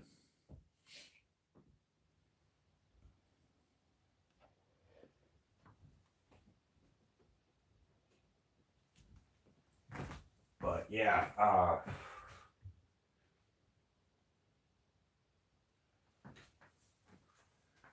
um, yeah, it's all a matter of just sorting everything out. I'll record. Yeah, yeah, Rhea, that's what I was totally thinking is record my own at some point. And oh yeah, yeah, yeah, chaos. If they come in here just putting stuff out there that shouldn't be out, then yeah, definitely nip it in the bud. Martello, which ferro rod is in the sheath? That is the Exotac Fire Rod V2.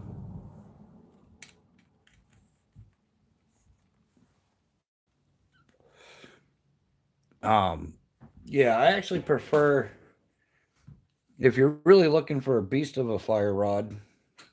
I don't know why I even say this stuff, but yeah, yeah. Yeah, Martello, it's EXOTAC.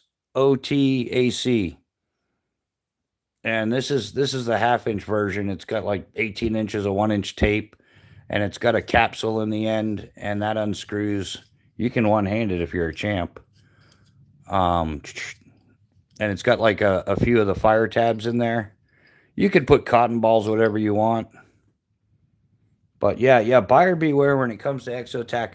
When quality counts, but color doesn't, because yeah, I got shortchanged on a couple of their products that they like half-assed the anodizing on and didn't want to work with me on it. So um, I kind of recommend their stuff. It's still good quality, but their quality control is meh.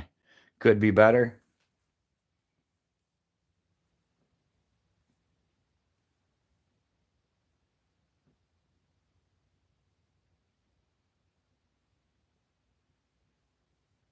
Yeah, I don't know if there's classes for it. You can find a ton of information on the internet for the slingshots.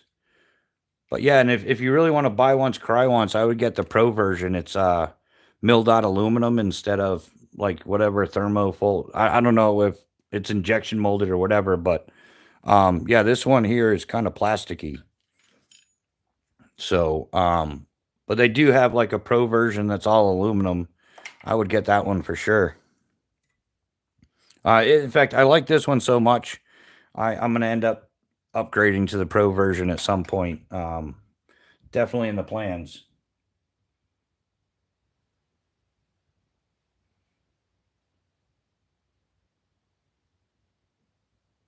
Yeah, yeah, Martello, that's it. Yeah. Yeah, like I said, they make good stuff, but this is where I kind of got shafted by them. This is supposed to be olive drab. Um, and this is the color variable you'll get when they say olive drab. And this is more like lime green or something stupid. And this is olive drab, or I bought several things from them that all came in that color. But then the two most expensive things I bought from them, or not the most expensive, but yeah, their $70 lighter and their $37 match cap came in olive drab. Uh, yeah, so this might be a better example. So you can see they did me wrong twice for $107. So and that's why I don't do affiliate links and I don't sell anything. Um, because I've kind of given up on that. And I'm learning that U.S. companies are impossible to work with, and that's probably why they're suffering so much.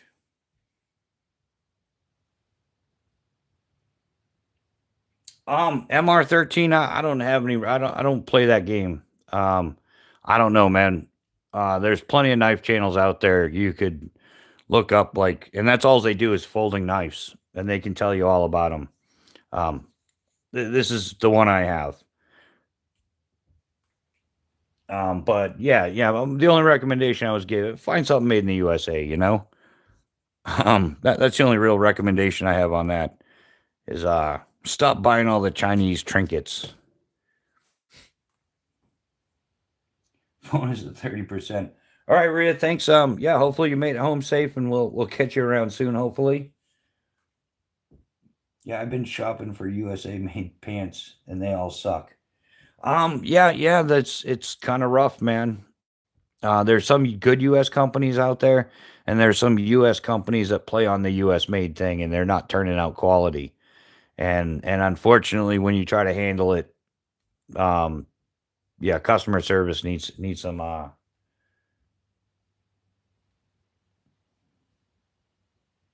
Yeah, get alert Kershaw Lincoln Magna Cut for 100. Yeah, there you go. Yeah, Joey, you got all the information on the folders. That's cool, man. Yeah, I'm not. I don't know why. There's some confusion out there. There's some idiots that think I'm a knife channel, and they don't like what I say about Chinese knives. I like to. Yeah, we're gonna do the T-shirt someday. I love pooping on your poo-poo Chinese knives. Yeah, because I don't know what's going on with all that, but yeah, Benchmade is price gouging everybody. They're a prime example of greedflation for sure. I was looking at some of their stuff, but they got way out of control.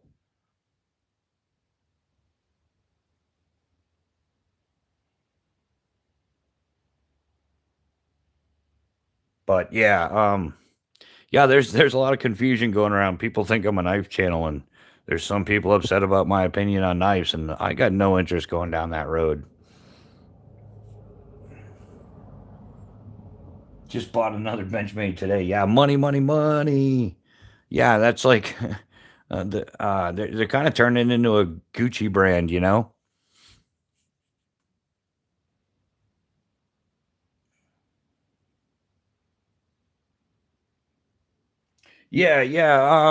Mr. 13 there. Um, yeah, it's cool. There's just been I've actually been harassed and falsely accused of many things in the past few weeks. I applied to have my channel monetized, but somebody reported me for reused content, which I don't have 1 second of reused content on my channel. They just don't like my opinions on things, and they're sadly confused, and they send their alt accounts in here to harass me, and I get harassed like ridiculously. So,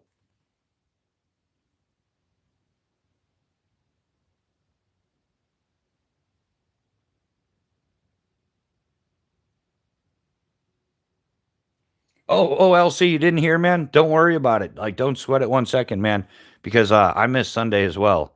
I got everything set up and had plenty of time, and I put my feet up to relax before the Sunday morning live chat started. And then that was I was gonna start it early too, like 6 o'clock or something.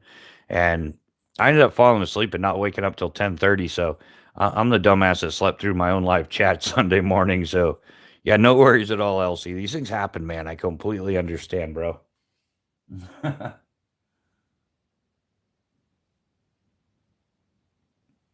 Yeah, in fact, LC, yeah, that's something I got to start getting a little bit better on the sleep thing. I've just not slept well, probably in the past 2 months, trying to do all this YouTube stuff and sort through everything. The Benjamin I got today was the mini Bedlam with carbon fiber. Yeah, I love carbon fiber scales. Um, yeah, this is the first time I've owned carbon fiber scales on the Spyderco, and now I've got a set on one of my Phobos knives as well. Oh, Al Navajero, welcome, man. How you doing? Oh, you're listening while working. That's cool. We definitely appreciate you. But yeah, there's not a whole heck of a lot too much going on, to be honest.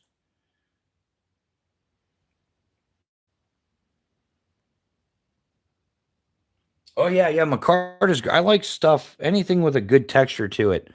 I'm not a huge fan of G10 because it tends to get real slick real easy. But yeah, I definitely, I preferred Micarta for sure. And then I got into carbon fiber, and I'm like, oh, that's like a little bit better than Micarta in my opinion, depending on the finish.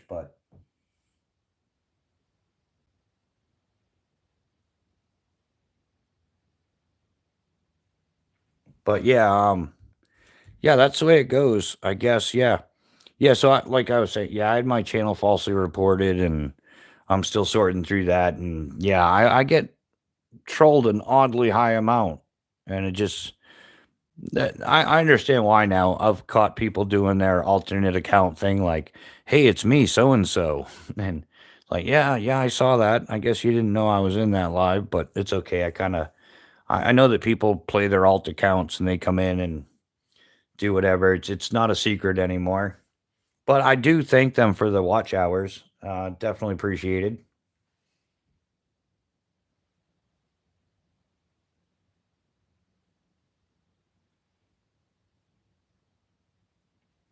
But yeah, so yeah, I just try to clear up the confusion now. I'm not a knife channel. I'm not doing the fidget flick it knives and all that stuff all the time. Not my thing. I don't know. I'm trying to get into competition shooting about catching that as my shadow too.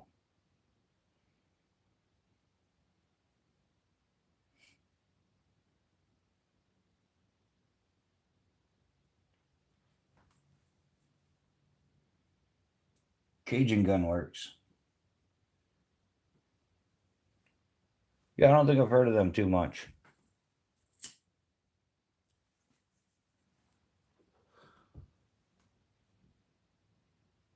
Toodles abracadabra I spawned, right? I live about 3 hours from Cajun Gunworks. That's cool. Yeah, it's always nice to be conveniently located to something.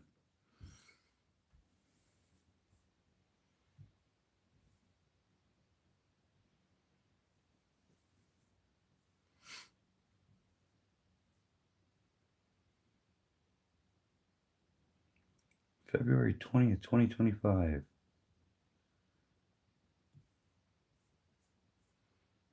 Yeah, so Toodles, you trying to get a channel up and going? Is that what you're planning to do, or Rap caught at 1.25? Good old Louisiana. Yeah, I don't think I've been there anytime. It's been quite a few years. I've even been through there.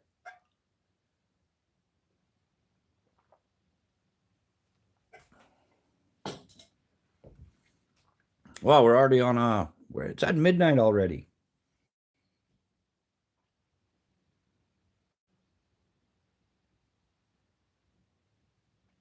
Yeah, yeah, sorry Toodles. I'm not playing that game anymore. I don't let people post their channels and I don't ask to post it. Yeah. Because it just turns into a nonstop spam fest in here.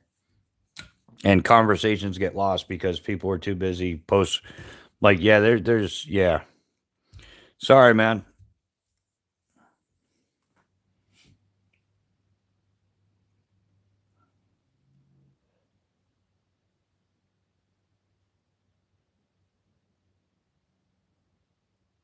Bill Cipher, hi, how you doing? Welcome to the chat, my man. How's your evening going?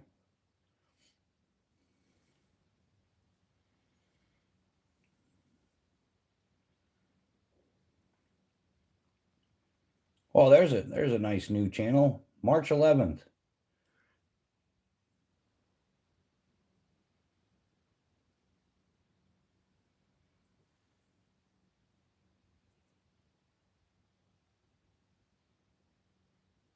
Yeah, yeah, the Granford's Brooks Wildlife Hatchet is a very good hatchet. Yeah, hand forged in Sweden, hickory handle, all that good stuff. I support brand choices. Yep.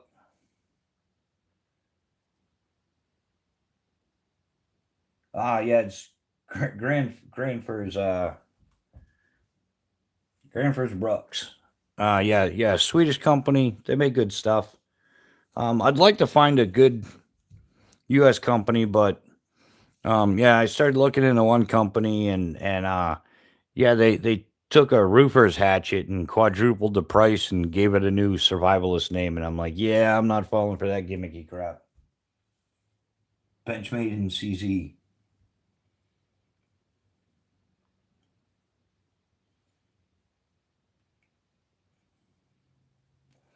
So yeah, I guess yeah, there's a lot of confusion. Like, yeah, I'm not trying to sell anybody anything really. The only company that I really support is Phobos Knives, and that's because I know them personally. But there's no affiliate link, and if you want to carry something else, by all means do. But yeah, just replace anything you see in front of you here with whatever your personal preference or budget allows, and that's what you roll with. So terrain tactical stuff is worth the money. Keith, welcome back. How you doing, man?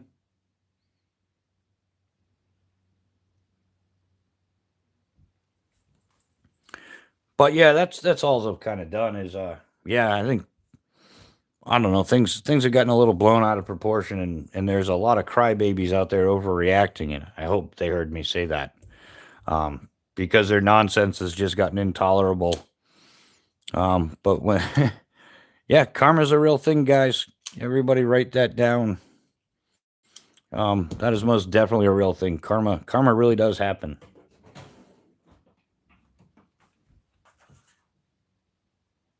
Oh, where'd my trainer go?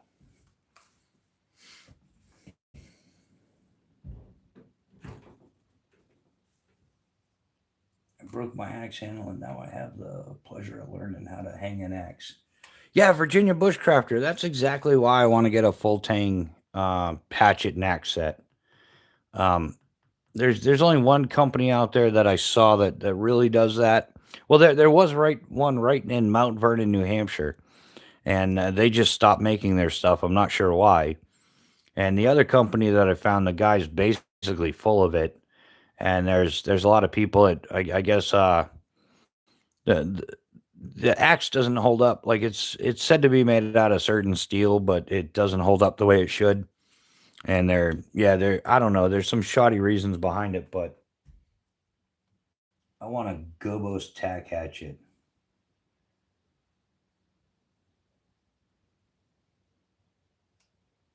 What's or did you mean Phobos? Is that a typo? Because the letters are right next to it. He's got a few. If you're talking Phobos knives, he's got a few in stock. Last I knew. The Combat Tomahawk. Yeah, yeah. He last I knew he had like four in stock. I don't know if he's still got stuff in stock or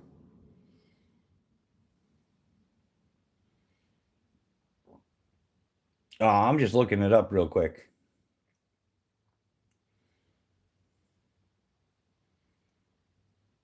Yeah, he's got three available. Yeah, they're in A2 steel stonewash. He's got three of them available still. Um,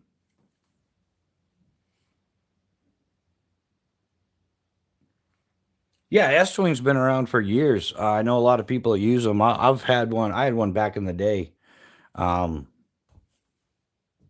but yeah, he had the A2 steel ones and the other metal. Yeah, yeah, Martello. Yeah, he's the CPM 3V is sold out, but the A2 he's got three of them in stock. I don't know. Maybe if I if I got my channel monetized, maybe that would have helped. But yeah, maybe I'll get one. Maybe I won't. I don't know. We'll see if luck is in my favor on that. But yeah, no, Keith, I'm not doing that, man. Definitely not tonight. I got to pick up some more fire starters and stuff, and yeah, that's just that's expensive, man. I went through like $20 or $30 worth of fire starters in a few weeks, so and it's just not healthy for me. The soot and everything that comes off of that. Yeah, I'll do that. I'll do that outdoors, but I don't think I'm going to be doing any more of that indoors just because. Yeah, I don't need to be sucking those fumes in, man. I end up like coughing up a lung for like days afterwards.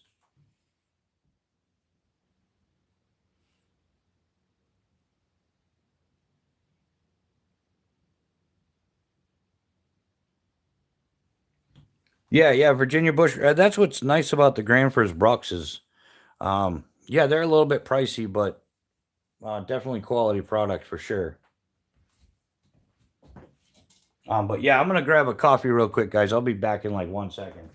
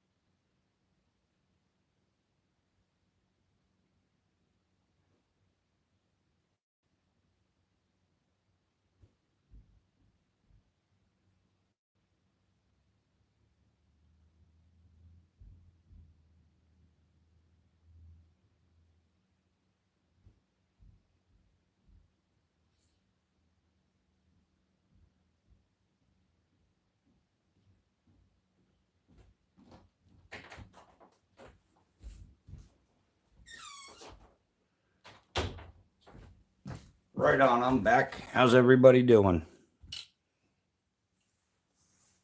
Oh yeah, I had to grab a coffee real quick. Yeah. Um, East Coast camping, West Coast camping. Oh yeah, huge difference, man. On the East Coast, you go to a campground and nice facilities and everything. On the West Coast, you got coin op showers and it gets a little goofy out there.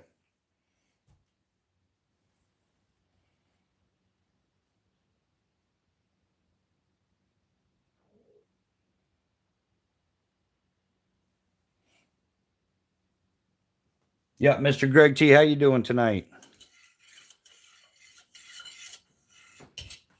BMO, East Coast camping, West Coast camp. Yeah, not sure where you're going with that, but okay. Yep. Yeah, grabbed a coffee and now I'm back. And God, yeah, we have got to start doing this stuff outdoors. This is getting to be insane.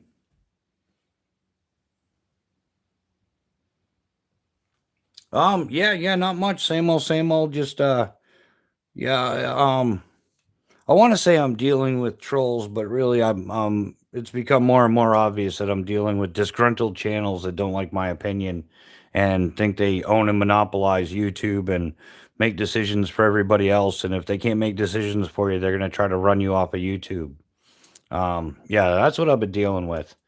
Straight up to they tried, like, somebody tried derailing my channel by saying I used reused content, like I stole somebody else's content. And yeah, that's what I'm dealing with. It's getting to be a little bit insane, and then the troll traffic runs off people that are genuinely interested. Yeah, so who knows what's going to happen here?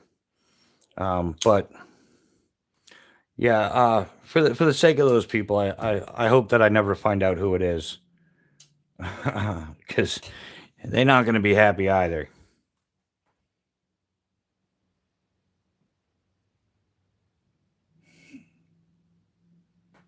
Yeah, yeah. There's yeah, too much crazy stuff going on the West Coast, which makes sense. I think that some of the nefarious people that have been trolling my channel and been ridiculous, I'm pretty sure they're from the West Coast and they have that, libtard mentality, I guess. They try to act as if they're passive hippie cool people, but really they're self entitled, over opinionated trash. And that's the bottom of that in a nutshell.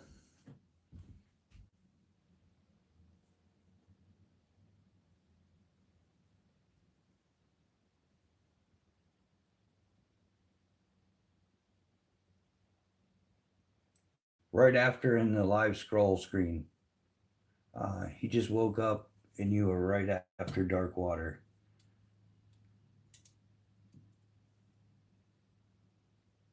Oh, that's cool, Terrence. How you doing, man? Yeah, I haven't been over any of your lives too often lately. I've been honestly, I've been trying to cut back my YouTube consumption because it's gotten to be unhealthy. I don't know how else to put it, but yeah. So if I don't make it around all the channels, it's nothing personal. I just I don't know. It's gotten awkward, and I've been fighting trying to get my channel monetized and sort out how to build the channel and all that. And oh, you don't?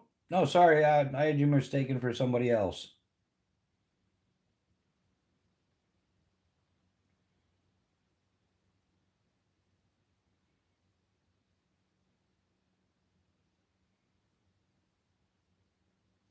No, Titan. I don't sell anything, man. I'm not in the business of selling anything. Um, yeah, I'm just trying to do an outdoor YouTube channel. And yeah, I don't sell anything, nothing at all. No, I take that back. I made some troll hunting club patches that I'm going to be selling for cost, but I don't sell gear. I don't sell equipment. I used to sell gear almost every day of my life. But I highly doubt that anybody's going to pop into my live and be looking for skydiving equipment. So, but yeah, I can tell you where if you want to buy something, I can tell you where to go.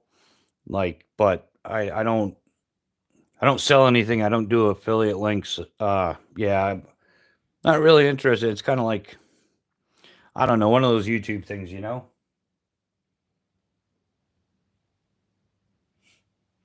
Oh, right on. Yeah, yeah. Thanks, Titan. It's the channel's going to develop into more of like using stuff rather than doing whatever. But depends on what you're looking for, man.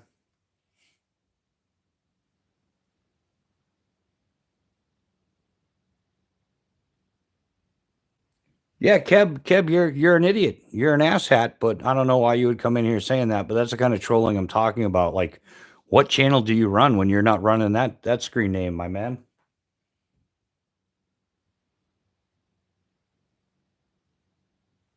Oh, no, that's the whole thing, Virginia Bushcrafter. It's not about trying to grow my channel as an addictive thing. Trying to fight back at the moron that's right above you. Like, why do I get so much of that? I know why. I know why. I know why.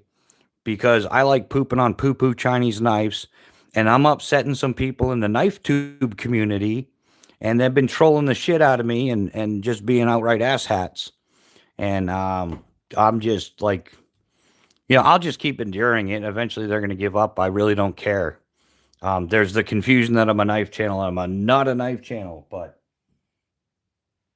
really, okay. So you're just who? What kind of ignorant bastard are you then that comes in there and like quote unquote, you got all that, but I got a Draco, and I can just kill you, take all that, then that I want you. You don't even talk in complete sentences. Like, how am I supposed to take that? Like, are you that messed up in the head? Who says that? So yeah, yeah. Like, what's that gonna do? Yeah, yeah. You're a total asshat, man. That's what you are. I'm not even gonna try to troll. Yeah, well, don't. What an absolute piece of trash. That's what I'm talking about. See, Virginia Bushcrafter, it's not trying to build my channel is stressing because if all I were doing was trying to produce quality content and try to give a little entertainment and stuff like that, it would be no big deal. But I got people in there left, right, and center that come in with that kind of mouth and that kind of attitude. It's like, and then people that are here for genuine reasons get run off because of dealing with that nonstop. And I understand it's a tactic that people are doing on purpose. So survival stuff and tools like small shovels and machete stuff like that, small rope knives, flashlights. Yeah, all that stuff, my man.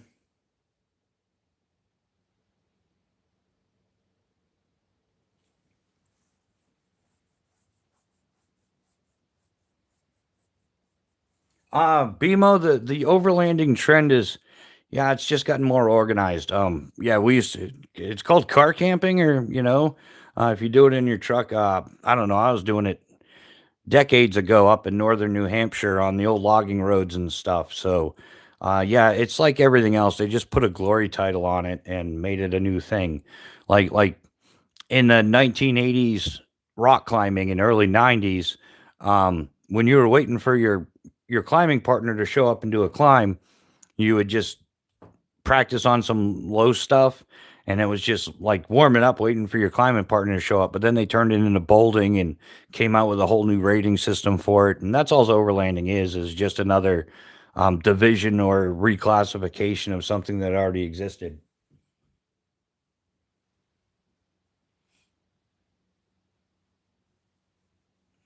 So yeah, yeah, and that's I've been getting that like so much. And when you if you look at some of these accounts, like so, it was created on March 11th of 2025. Yeah, they're just troll accounts. And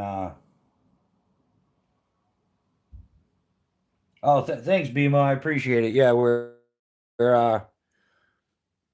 definitely trying to grow the channel, and yeah, and that's the whole thing. People are like, I have opinions, and they don't like them, and I'm trying to support U.S. made companies, but it's dwindling quickly. I'm trying. I'm sorry. Like that's Yeah, it's so easy. Like I've turned down dozens and dozens of offers from Chinese companies offering me knives and tents and stuff like that. And there's only one knife company that supports me, and that's Phobos Knives, and I've known them before I started the channel. But yeah, I called up Mr. Nathan Masters at Simple Shot, seeing if they wanted to work with me on some stuff, and the man never returned my phone call. And I like Atwood Rope and everything, and I contacted them, and Mr. Dale Atwood was going to call me back allegedly, but I've still never heard from him. So that's U.S. companies for you. I contacted JD or JT or whatever. Yeah, JD at Full Tank Tactical, who said, yeah, I never heard back from him. So I think that U.S. makers need to stop, like, up their game. Because what happens is the reason why everything's flooded with Chinese knives is because those guys will send them to anybody and everybody, and they get tons of marketing, and they undercut everybody on the price. Um,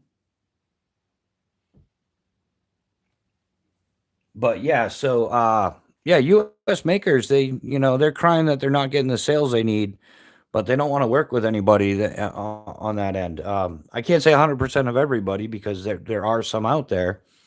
But yeah, I mean, geez, I had 500 subscribers or something, and I was just doing shorts, and I started getting all kinds of offers for the Chinese knives, and nothing from the U.S. companies. And when you try to contact them, they're not interested, unless you get hundreds of thousands of subscribers. But by then I mean, there's entire channels that are built off of Chinese knives. Try doing the same thing with American knives, and you'll just go broke.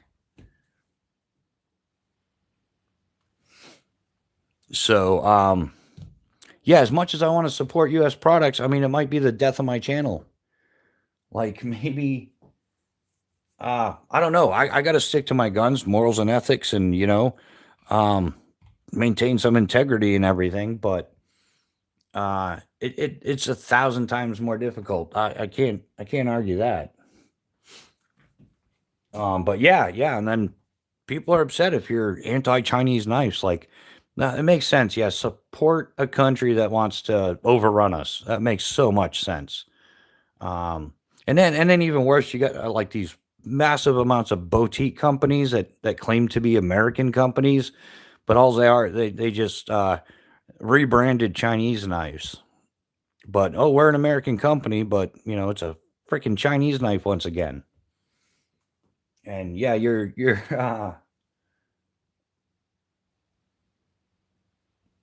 yeah, and I guess there's nothing wrong. To each their own, like if that's what you want to buy, that's what you want to buy. But the fact that I've been attacked so much for having that opinion, it just goes to show what a bunch of scumbags are on YouTube.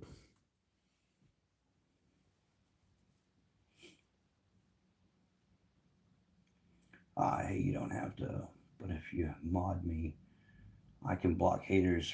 Um, yeah, Titan, I can do the same thing right from here. Like I can do it. Like I limit the number of mods because I made the mistake of having too many mods, and some of them weren't my friends, and they were just mass blocking people from the channel.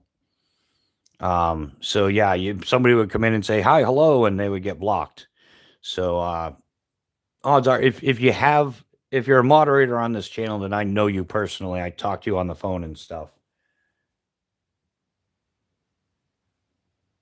So, but yeah, and then it just goes to show how corrupt our country is because it's gotten so bad that we have Americans pimping Chinese knives, but attacking the Americans supporting American knives. Not some left wing communist thought mentality right there. Yeah, it is a commitment. In fact, I for the most part I only work with one maker of knives, and like I've known the guy in 2019. I didn't start my channel until I think May it'll be 2 years, and I just kind of part timed it up until December of 2024 when I started to do it more full time.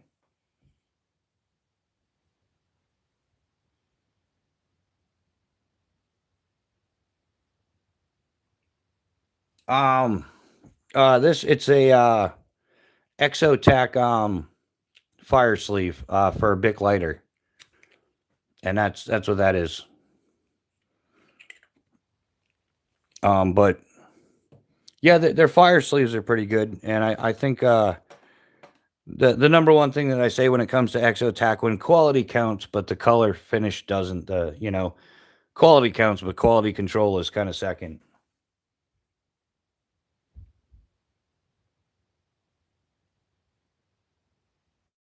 Um, See, now this is like if you're asking what kind of trauma shears those are, then you probably already know, my man. You probably already know. Like, how would you know they're trauma shears? Like, it's pretty common item, but stupid questions get stupid answers, and I don't mind answering questions. I really don't. But when they're presented like that, you already know what you gave the answer to your question within your question. So why would you do that? I don't like Chinese knives or their products. Like, why would I do support a country that doesn't support us? Yeah, yeah. In fact, if you watch the dude Task and Purpose, it was like just a couple weeks ago, maybe 2 weeks ago. They had a thing on China just made a stealth fighter to compete with the United States. And where did they get all the money for that stealth fighter? It's from all the Chinese crap we buy. Yeah, what sense does it make to support the enemy? Like they don't want anything good for us. So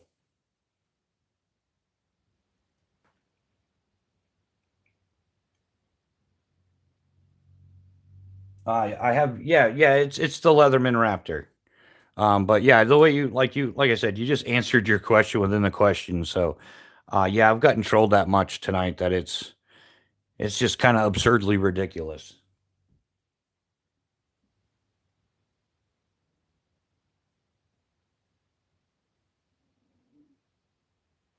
Yeah, yeah, yeah, Jesus. Yeah, and that's what I got into. I replaced a bunch of Chinese knives that broke repetitively, and they were the BS companies that like they were U.S. companies, but then they sold out to China, like SOG specifically. I broke multiple of their seal knives, which yeah, I don't really think Navy SEALs are carrying that stuff. And then I finally decided to get into some quality USA made knives, and they lasted me years and years, and I'll never go back. I'll never spend a dime on. And I won't even take them for free. That's how like I stand behind what I'm saying, and I turned down dozens of knife offers already. Not just from China, but also from Ukraine, that Beavercraft company, and several others, but mostly a lot of Chinese knives. I absolutely refuse to deal with them.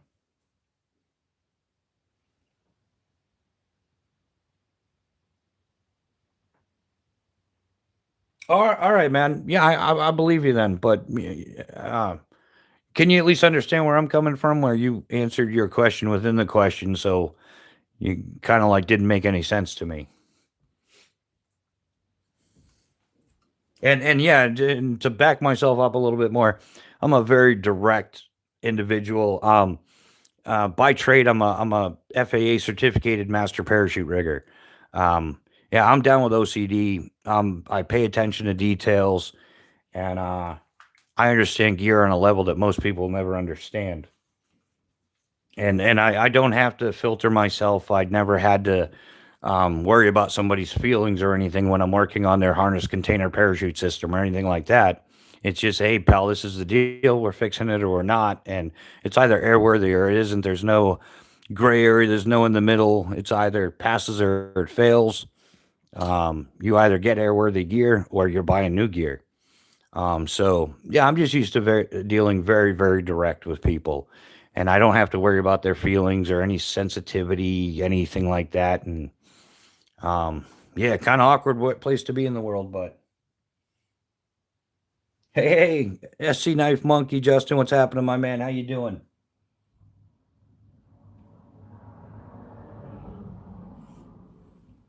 They buy from yeah, yeah, Titan. Yeah, there's tons of knockoffs out there and stuff that's not what it is, and yeah, that's another reason why I try to order everything factory direct now. Like I won't order off a product off of Amazon because there's a pretty good chance that you're getting a Chinese knockoff. They yeah, and they even did it. They even do it with the cheap knives. Go figure. The number of Gerber strong arms out there that are fakes, knockoffs, and stuff. Like, geez, if you're gonna knock off something, at least knock off a good knife. Um, oh, you're gonna venture into bushcraft now, are you, Justin? Take on a new endeavor in life. That's awesome, my man.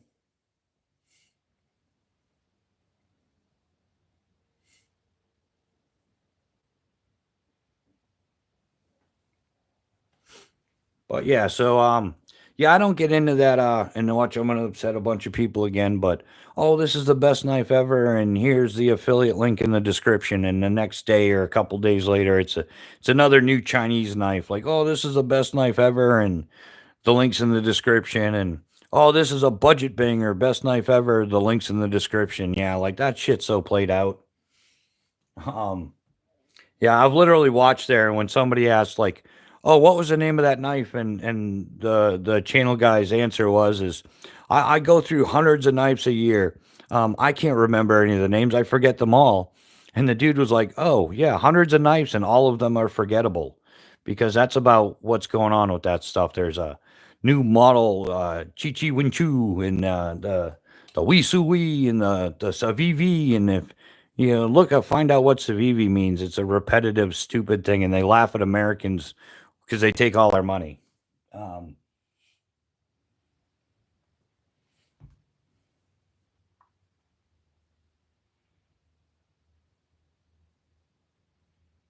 well, there you go. Yeah, SC. Yeah, Justin. All you got to do to be a bushcraft channel on YouTube is buy some Pathfinder water bottle. Right. You gotta have the Pathfinder water bottle. Oh, where's a little logo? There we go. This verifies that you are an official bushcrafter. Buy some outdated equipment. Specifically, buy yourself some wax canvas and get yourself a man purse. I mean, a haversack. And you're officially. Oh, and you got to have like old, outdated flint and steel, and yeah, some char cloth, because why would you have anything other than that? And what else is there? And don't use a backpack. Whatever you do, you got to have a bedroll, because I haven't seen one of those on the trail in all the 30 years of my life. That's all you got to do, and then you're a bushcraft channel, my man. Like according to the YouTube standards. I'm just eating some ice cream right now.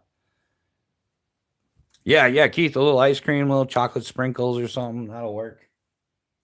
Yeah, yeah, it's that simple. And then you just find the right camera angle 10 feet off the road. And yeah, talk about how you would never use any of that high end gear, and how wax canvas is outdated by, like, I don't know, what is it, 85 years, and stuff like that. And I would never upgrade my gear. And then as soon as you get a big viral video, you go out and buy it, like all the North Face Arc'teryx and everything you could possibly buy.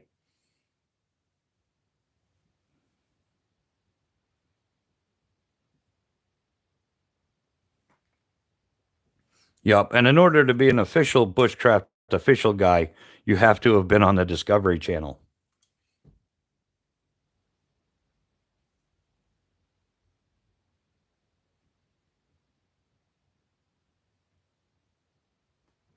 Yeah, yeah, yeah, Titan. That's another thing that bugs me is the yeah, when was the last time anybody realistically used their knife to cut a cinder block in half, or to cut a frying pan in half, or hammer it into a tree and use it as a step to get to their tree stand or something? And I'll be the most honest guy on YouTube and say that I carried a Spartan Blades Horkos on me for like 6 years, and the number one thing I used it for was cutting summer sausage, because it's a great camping food. But yeah, slicing up some summer sausage is probably the number one thing I used on my knife for on a 10-year bike adventure. And yeah, when I wasn't riding my mountain bike, I was skydiving. So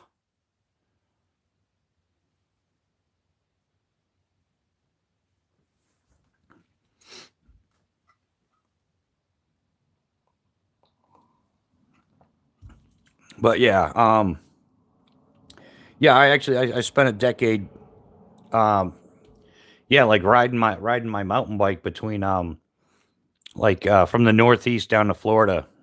And I worked spring, summer, fall in the Northeast, either Maine, Massachusetts, New York, a lot of New York, um, and then winters down in Florida, all over Florida, from Key West to Sebastian, Clewiston, Zephyr Hills. The list goes on and on, but I digress. And yeah, I would stealth camp and do all that stuff along the way. Um, yeah, and that's just that 10-year period of my life. And even when I worked places, I would camp in the woods around the airport because I could, and it was fun. But yeah, I've done tons of stuff. I don't know. Yeah, yeah, Justin, get a canvas man purse. I mean haversack. And yeah, have it for show because that's all it's really good for. If you go spend any type of time out in the woods, and you'll find out that those are uncomfortable, unrealistic, and for the most part useless. I mean, yeah, it's a showpiece and it's an outdated piece of gear. I think that most bushcrafters on YouTube aren't really bushcrafters; they're reenactors. Yeah, it just they got lost with evolution, and yeah, that's why I don't know. I have a realist opinion, but people try to do what they do with the knife and get hurt or worse. Yeah, yeah. There's some people out there that just how many people here have had to assault an automobile with their knife or remove somebody from an automobile with a knife? Never done it. Never seen it done. But I've seen a lot of people on YouTube like beating up a car with a knife and breaking knives and being like, "Oh, you're getting ripped off."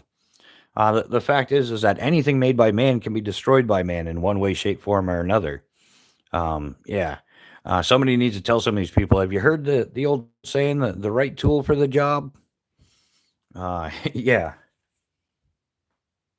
I just want one that hangs.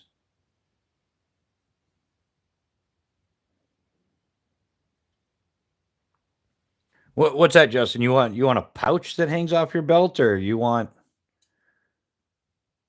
like a belt knife, like a dangler or something? I'm a little bit confused, my man. Yeah, bushcrafting is supposed to be enjoyable, living off the land, become self-reliant. It is challenging. Hey, Donnie, how you doing, man? Donnie Bless Knives. Hood evening to your brother. Yeah, yeah. Bushcraft should be enjoyable, and I think that the terms get mixed up with what things actually, the difference between survival, bushcraft, camping, things like that. And YouTube's kind of glorified a lot of stuff and made it trashy. A lot of it you can't do. Like living off the land is extremely difficult because you can't just go out there and do it. You're going to need a fishing permit before you even buy a fishing pole. You're going to need a hunting permit before you do any hunting. You just don't go out there and live off the land. And yeah, it's just YouTube's tainted a lot of things and made like unrealistic, like like you can't build a log cabin. Well, not even a log cabin. You can't build a shed in your backyard. You can't put a deck on the back of your house without the proper permits. Um, so yeah, people going out in the woods doing whatever thing that they think they're doing is just unrealistic. Dean P, it's an awesome bivy. I think it's a great emergency one. It's like it's one of the most compact ones out there, the Snug Pack SF bivy, and yeah, I could never. I'm left-handed, but I could never figure out left or right hand zip. So the number one reason I got into the Snug Pack stuff is because it had a center zip, and I'm like, oh, I finally end that confusion. But yeah, the whole Snug Pack SF series is a center zip setup. But if you're good at packing stuff, you can repack the bivy bag into the stuff sack that it comes with. But they're sleeping bags, my man. Oh yeah, it's not there. That explains it. Like Snug Pack went full retard on the compression bag. That's packed tighter than a parachute, man. And that's the bag is fully open. Like it's not compressed at all. And the concept of a compression bag is to have a larger bag that's easier to put the whatever the components, whether it's a sleeping bag or some clothes or whatever, you can easily put it into the compression bag, easily close it, and then compress the bag down. And Snug Pack done F that up as much as you possibly could. Now, I spent 2.5 decades packing parachutes. I have mastered putting 10 pounds of shit into a 5 pound bag perfectly. And I'm not going to lie, I struggle with this. This is absolute shite. The sleeping bag's great though. High quality sleeping bag, the whole 9 yards. But they totally messed it up on the compression bag. They couldn't have got it more wrong than what they did. And I know other people have done videos on it, and I'm like, well, it can't be that bad. And then I actually bought the system. Yeah, what did I? It's like $800 almost, or 700, $700 or $800 for the complete system. And what you're going to end up doing is spending another yeah, 165 on compression bags. And that's just like, and eventually it's going to start coming out of the seams because it's like packed like a brick. Um, and that's about it. Yeah, Titan Dual Survival is a comedy. Um,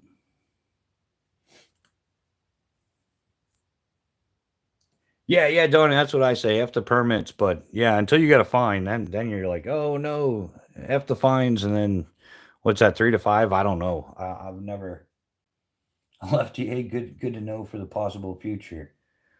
Oh yeah, yeah, I'm a solid lefty, Donnie, for sure. Jesus, the slingshot is a simple shot. They're out of Tennessee, and I don't know. I'd say give them a call, but they don't return phone calls, so maybe just they only fill orders. I don't know. But yeah, yeah, for like $45, you can get the Scout LT2.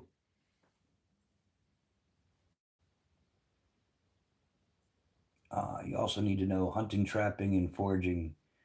It ain't TV, that's for sure. Yeah, yeah. There's tons to know, and there's like yeah, I get into like active and passive hunting, active and passive fishing, foraging. I have the basics. Never really good at the foraging thing. Uh, yeah, and there's also like physical ability, being able to like endure different things. I've got a snug pack backpack that's not bad. Yeah, I haven't owned their backpack yet. I've got their like jungle blanket, um, their the whole SF Elite sleep system, and the SF bivy. But after getting like them, and those sleeping bags are expensive. I want to say it was like $800 because I got the multicam version. You can get like the regular version, I think, for like 700. Or yeah, yeah, in that vicinity. But what do you call milk you can't see? Pasteurized. Right on, dude. Now hog hunting is fun. Do you have ranch for the hogs? No, man. I'm trying to find. Or is that you were answering somebody else? Cody makes it a comedy. Uh, he's barefoot in every single episode. Yeah, Titan. That's something I mock about that ass hat. Yeah, it was Dave Canterbury and Cody ass hat. Yeah, because for some reason, because he's one with his whatever hippie outfit that he's somehow above the laws of physics and immune to things like frostbite and hypothermia and yeah, he becomes a liability, and at that point you just got to stop watching. Shit is so fake, so far-fetched, so unreal that yeah, you just stop watching that trash. And that dual survival was just as trashy as the Bear Grylls. um yeah, Bear Grylls is trash too. I'm gonna head out then. Probably come back when I can. Yeah, yeah, Keith. It's not Friday night, so I ain't doing it that late. In fact, yeah, I'm not really entirely sure about that.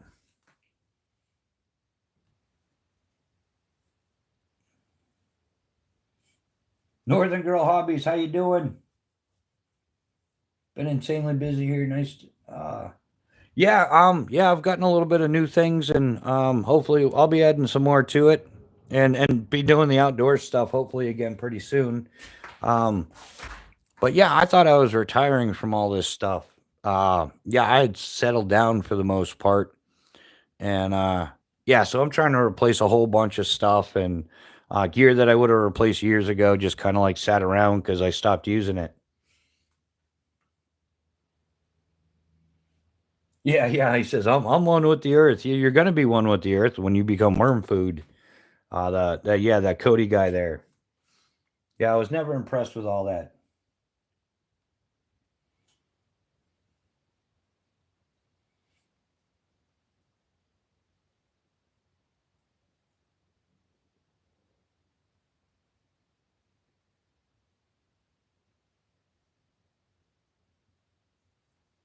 Yeah, yeah, there's a lot going on with the hogs and stuff. I know that yeah, there's guys with helicopters and stuff hunting those hogs, so it gets interesting.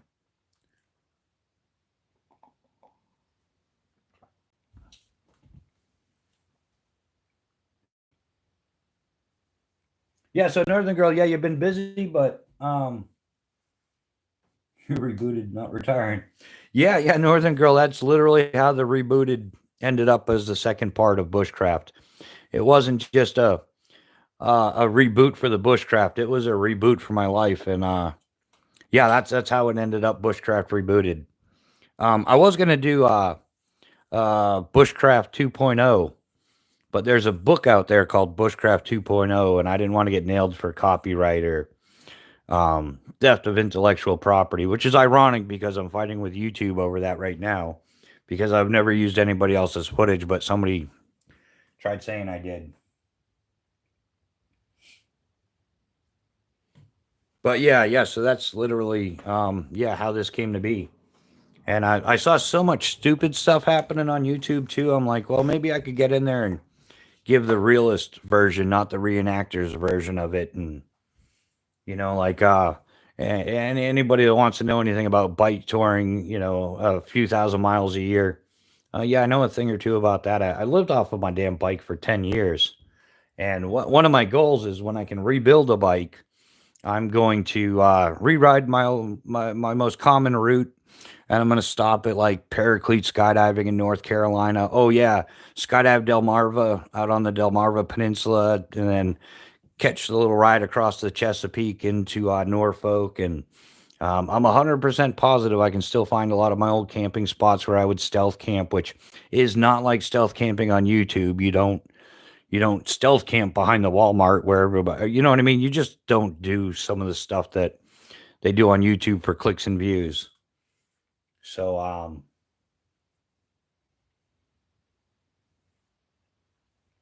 yeah, just keep it the same at channel.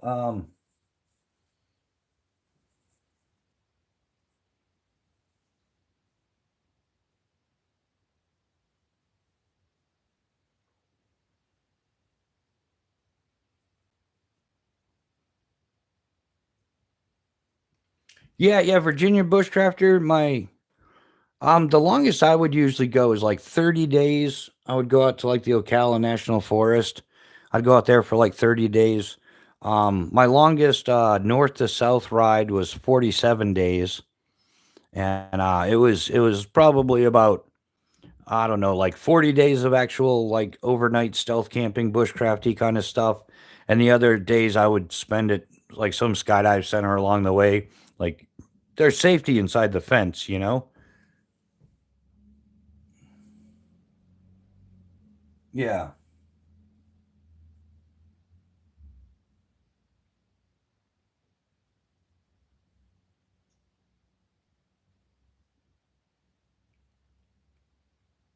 Yeah, yeah, man. I mean, there's all kinds of stuff that can happen, but I don't know. If you're paying attention, it's usually pretty safe. Bike riding vid.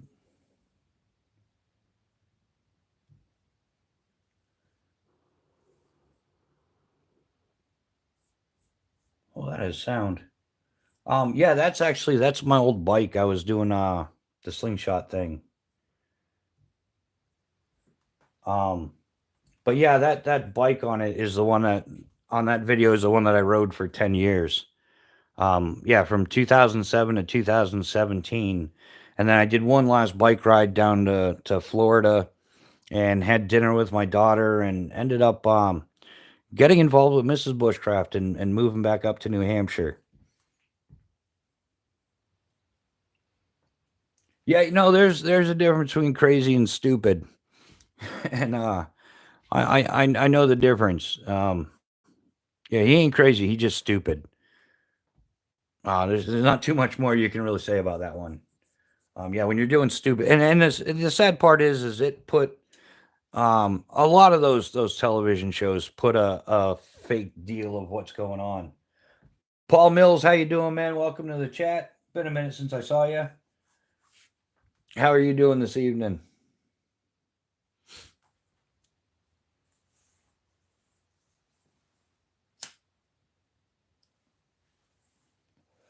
Did you have side packs on your bike? If not, what did you have to help haul your gear? Yeah, I had front and rear panniers, full trunk, um, Yeah, it was fully like a full touring package. I don't think Arkell sells them anymore, but it's through Arkell, a Canadian company, and they called them it was their XM series specifically for mountain bikes.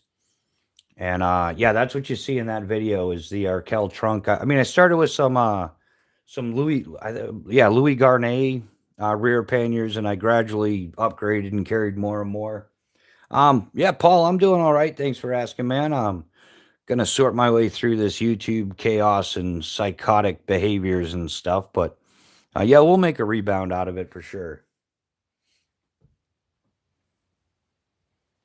But yeah, and I even had I carried a small pack. It's a camelback hog. Actually, I started with the Dakine Nomad, and I went through two of those, which really only should have been one. But and this is why some companies suck. Dakine made an awesome mountain biking pack, great quality, great construction, lasted me years. The only problem, it got sun faded, and that was it.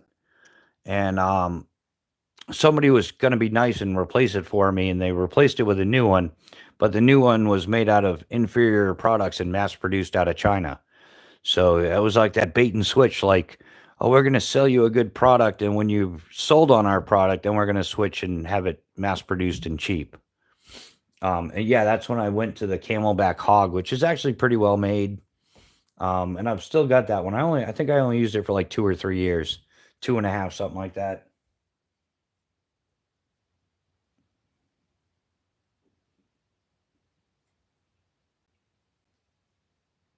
Steve C. The only, um,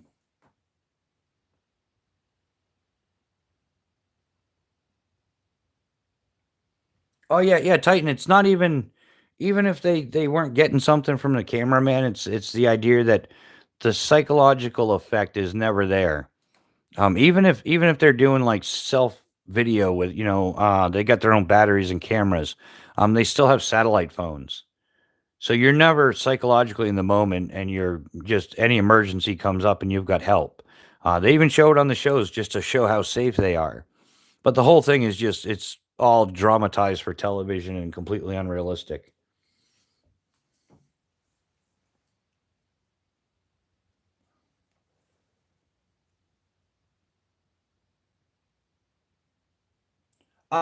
Titan. Usually I stream Friday nights at 8 p.m. and some of those run all night. Like we've gone pretty close to 10 hours. Like I've started at like 8 p.m. and finished them at almost 6 a.m. And then Sunday mornings I start around 7 or 8 a.m. And then whatever random during the week. But eventually I'm going to be spending more time doing long videos. I'm just trying to get together the equipment. Like I need to get a lapel mic and stuff like that. And I need to get a new tent and some other gear. Um, yeah, because I let all my gear slide for a few years because I just wasn't you. Like I said, I earlier I was planning on retiring. Um, well, from bike touring and everything, I kind of like officially retired in 2017. And that's what an amazing woman will do from you is you'll give up your bike touring dreams. Well, I did it for a decade. I went well beyond what I originally intended to do. But yeah, I met Mrs. Bushcraft, Pam. Well, no, I didn't meet her. I went to high school with her, and then we went our separate ways, and we didn't talk again for like 25 years. And she had gotten divorced, and I was doing the single thing for a decade as a skydiver and traveling and biking, and we ended up talking, and she came down for a little vacation to visit me in DeLand, Florida, because when she asked me like, "What do you do for a living now?" and I'm like, "I'm a skydiver, dude." She didn't even know it was a job. Like she didn't understand. So she flew down to Florida and hung out with me at Skydive DeLand, and we built a relationship. And then yeah, so in 2017, 2018. I moved back up to New Hampshire, and I worked down at Skydive Pepperell in Massachusetts and did some other little subcontracting work here and there. Um, but then yeah, 2020 hit, and yeah, that kind of ruined my skydiving business. So I decided, after a couple years, I'm going to do the YouTube thing and try to convey like decades worth of knowledge that I amassed. like I started the Civil Air Patrol in 7th grade, so I started learning about search and rescue and camping and bushcrafting and survival and all that stuff. And then I did 4 years of junior ROTC in high school, so that kind of extended it even further. I've been around the outdoors my entire life. Yeah, I do all kinds of other stuff, hunting, and I don't do hunting anymore, but um, no, man, I that's the whole thing. I would never go hunting with somebody I don't know well. Yeah, like it would have to be like a lot of range time. I'll only hunt on private property because there are too many idiots with firearms out there nowadays.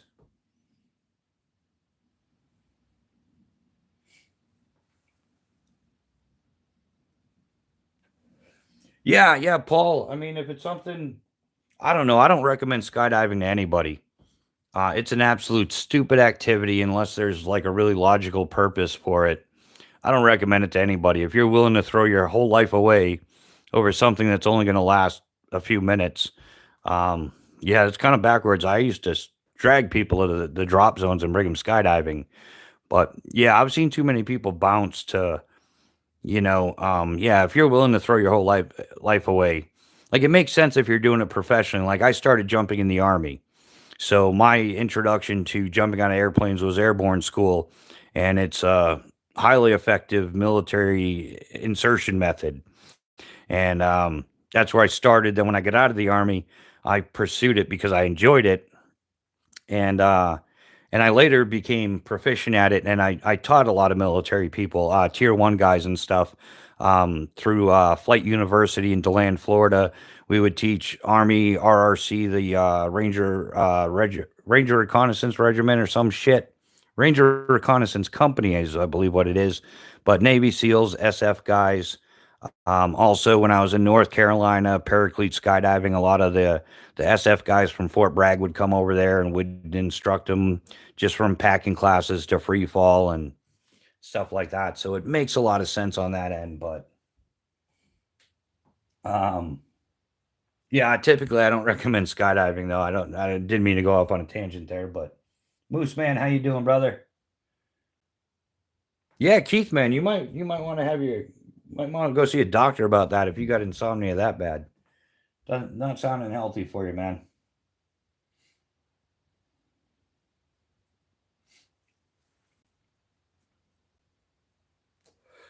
But yeah, so the tandem sounds safe, but I actually had a buddy, Edwin Barrington, and he was actually working at Skydive Cape Cod, and that was actually the place I was supposed to be working at in 2020. But a couple of years prior to that, he had gone to do a tandem, and something went wrong, and him and his tandem student went in. So even on a tandem, and it's not the only case, there's multitudes of them. If you contact Strong Enterprises in Orlando, Florida, you can purchase a copy of tandem malfunction videos, which is sold to train strong rated tandem instructors. But you can watch the things that go wrong with tandem skydives, and that's just the ones they caught on video. That's just the ones that they've compiled for teaching instructors about how to deal with certain malfunctions that happen that are unique to tandem jumps. So I don't know what the video is. It's 20 or $30, but it's worth a watch if you don't mind watching stuff like that.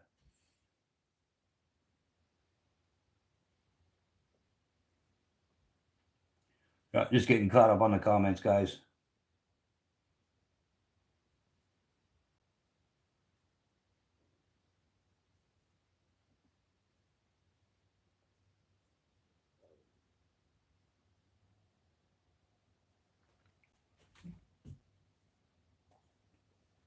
But yeah, so the tandem, yeah, skydiving really isn't worth it in my opinion. And I know I'm kind of being a hypocrite. I jumped for 27 years. I have 19,000 jumps.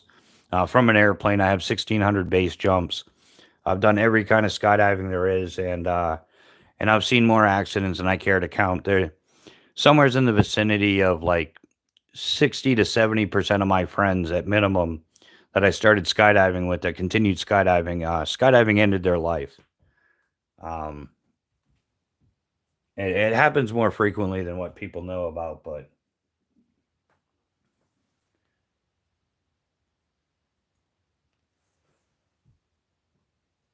But yeah, so yeah, I guess you could give it a try, but you got to be willing. It's like worse than Vegas.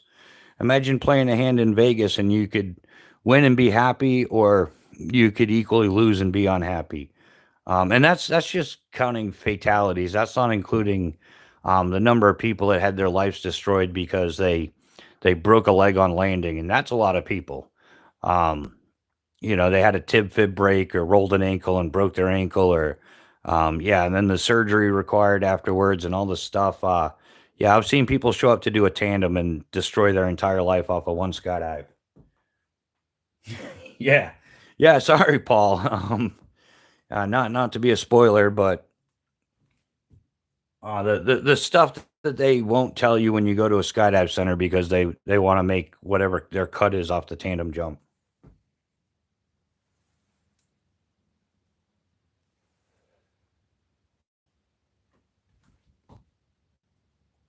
But yeah, that's just that's my experience of 27 years out of jumping airplanes.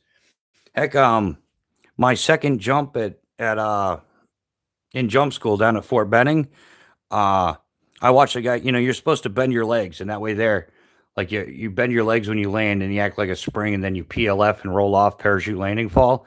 I watched a guy freak out, and he came in peg legged, like his legs were perfectly straight. He just freaked out, and as he landed, he just went. He shortened by a solid foot, easily a foot and a half. And what he did is it like fractured all his back vertebrae, and his pelvis actually went up into his rib cage. And it was one of the first horrifying things I ever saw in life. And yeah, I didn't learn from that. So, but North Carolina is, yeah, North Carolina depends on what part of it you're in. But yeah, Spartan Blades is in North Carolina.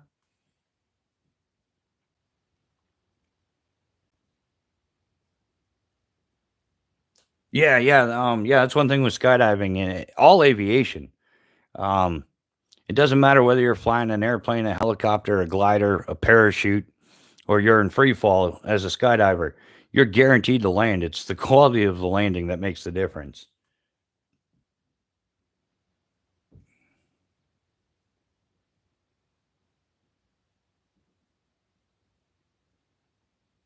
Oh, so what are you telling me, Keith? I shouldn't do lives anymore because I'm contributing to your insomnia.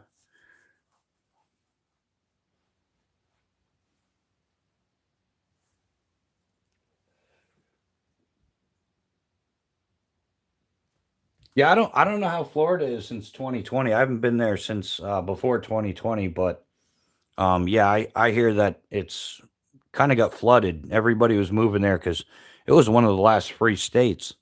I wish I was in Florida for 2020. I'd still be working, but yeah, yeah, that's just awkward. Um, yeah, the whole 2 weeks to flatten the curve happened like 2 weeks before our season was supposed to start up, and that got extended and extended until the point Skydive Cape Cod, where I was contracted to work for 2020, got shut down due to the face diapers and the 6 foot radius. You can't take tandem students on jumps because strapped to you, they're definitely not 6 feet away, and there's not that much room on a jump airplane to be doing that. It just yeah, it's the scamdemic is what put me out of business, and I've been struggling to get everything sorted out since then. So hence my YouTube channel, my Bushcraft Rebooted. And yeah, I'm just gonna keep on trucking on. I don't know if I'm gonna make it or not. I know I have pissed off a lot of people, and they're all up being a bunch of butthurt little bitches about it. And I don't know.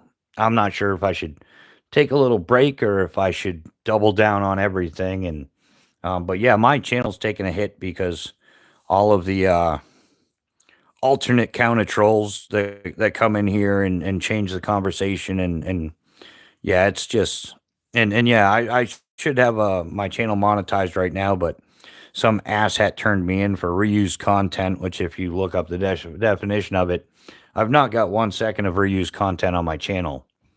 Yeah, forget about yeah, it's just malarkey. And so yeah, I don't know.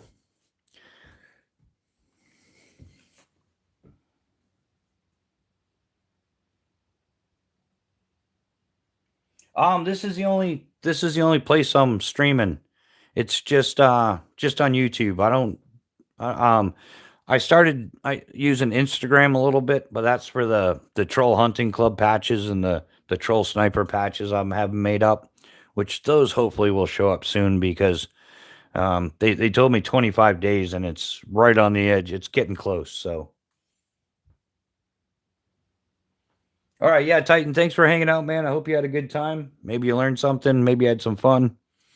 Or maybe, yeah, some people maybe get to see like I tell everybody, there's an extremely dark side to skydiving, and I'm learning that there's an extremely dark side to YouTube as well. There's some people that just they feel like you're sipping on their Kool-Aid, but I don't know. Yeah, some people are just upset about my opinions, but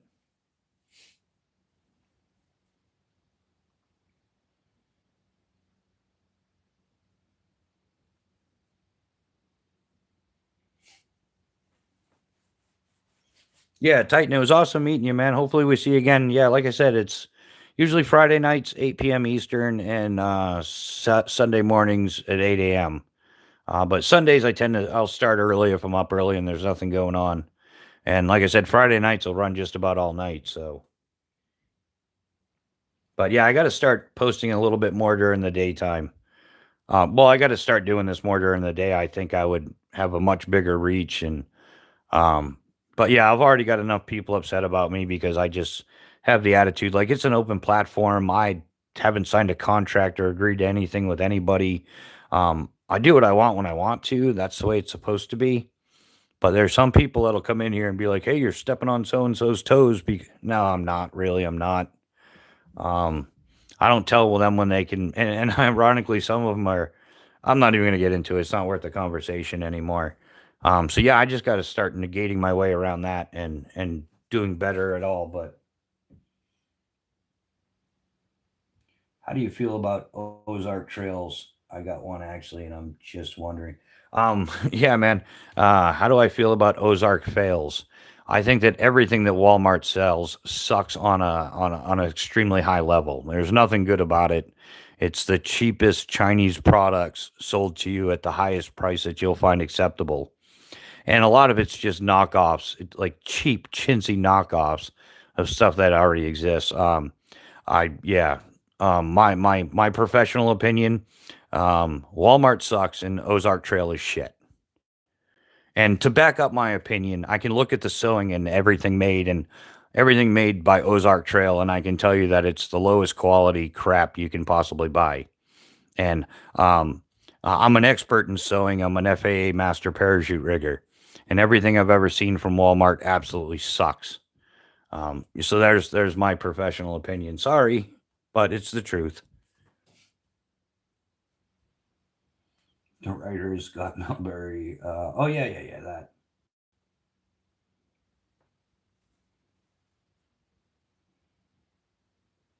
Um. Yeah. Sorry, George. That's what it is, my man. Um. Yeah. My grandmother used to tell me, "Don't ask questions you don't want answers to." Um. So maybe sometimes, but I give the honest answer because I don't want to tell somebody like that's. I would take that crap up Everest, because then I'm doing a disservice to the community. And that's one of the things I'm focusing on is I'm transferring my skills as a parachute rigger to the outdoor industry, which I have a lot of experience in the outdoor industry as well. But there is nobody on YouTube with my qualifications in sewing and quality control in that aspect. So yeah, when it comes to Ozark Trail, it's nicknamed Ozark Fail by everybody who knows better. But yeah, I guess if you're gonna buy one of those $5 or $10 Benchmade knockoff knives and you're just gonna use it as a pocket banger, you're gonna just pry nails with it, or I don't know how it would hold up for that, but you're just in generally gonna beat it at work or something, and you don't care if you lose it or your buddy's like, "Hey, can I borrow your knife?" and you don't mind handing it to him because it's not a nice knife. Yeah, I guess it has its place, but why support China? Is my question. But thanks, Northern Girls. It is awkward because like I said, I'm used to dealing with skydivers, and when I tell them like, "Hey, man, this needs work or something," then they're like, "Okay, well, that's why you're the parachute rigger guy. Like, do your thing, OCD boy." Um, but other people just don't accept it as well. Like, um,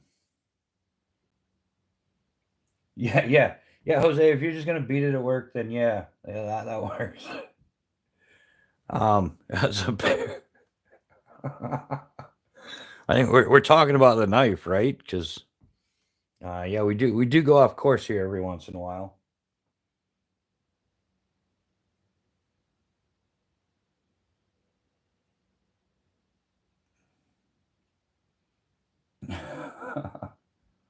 um,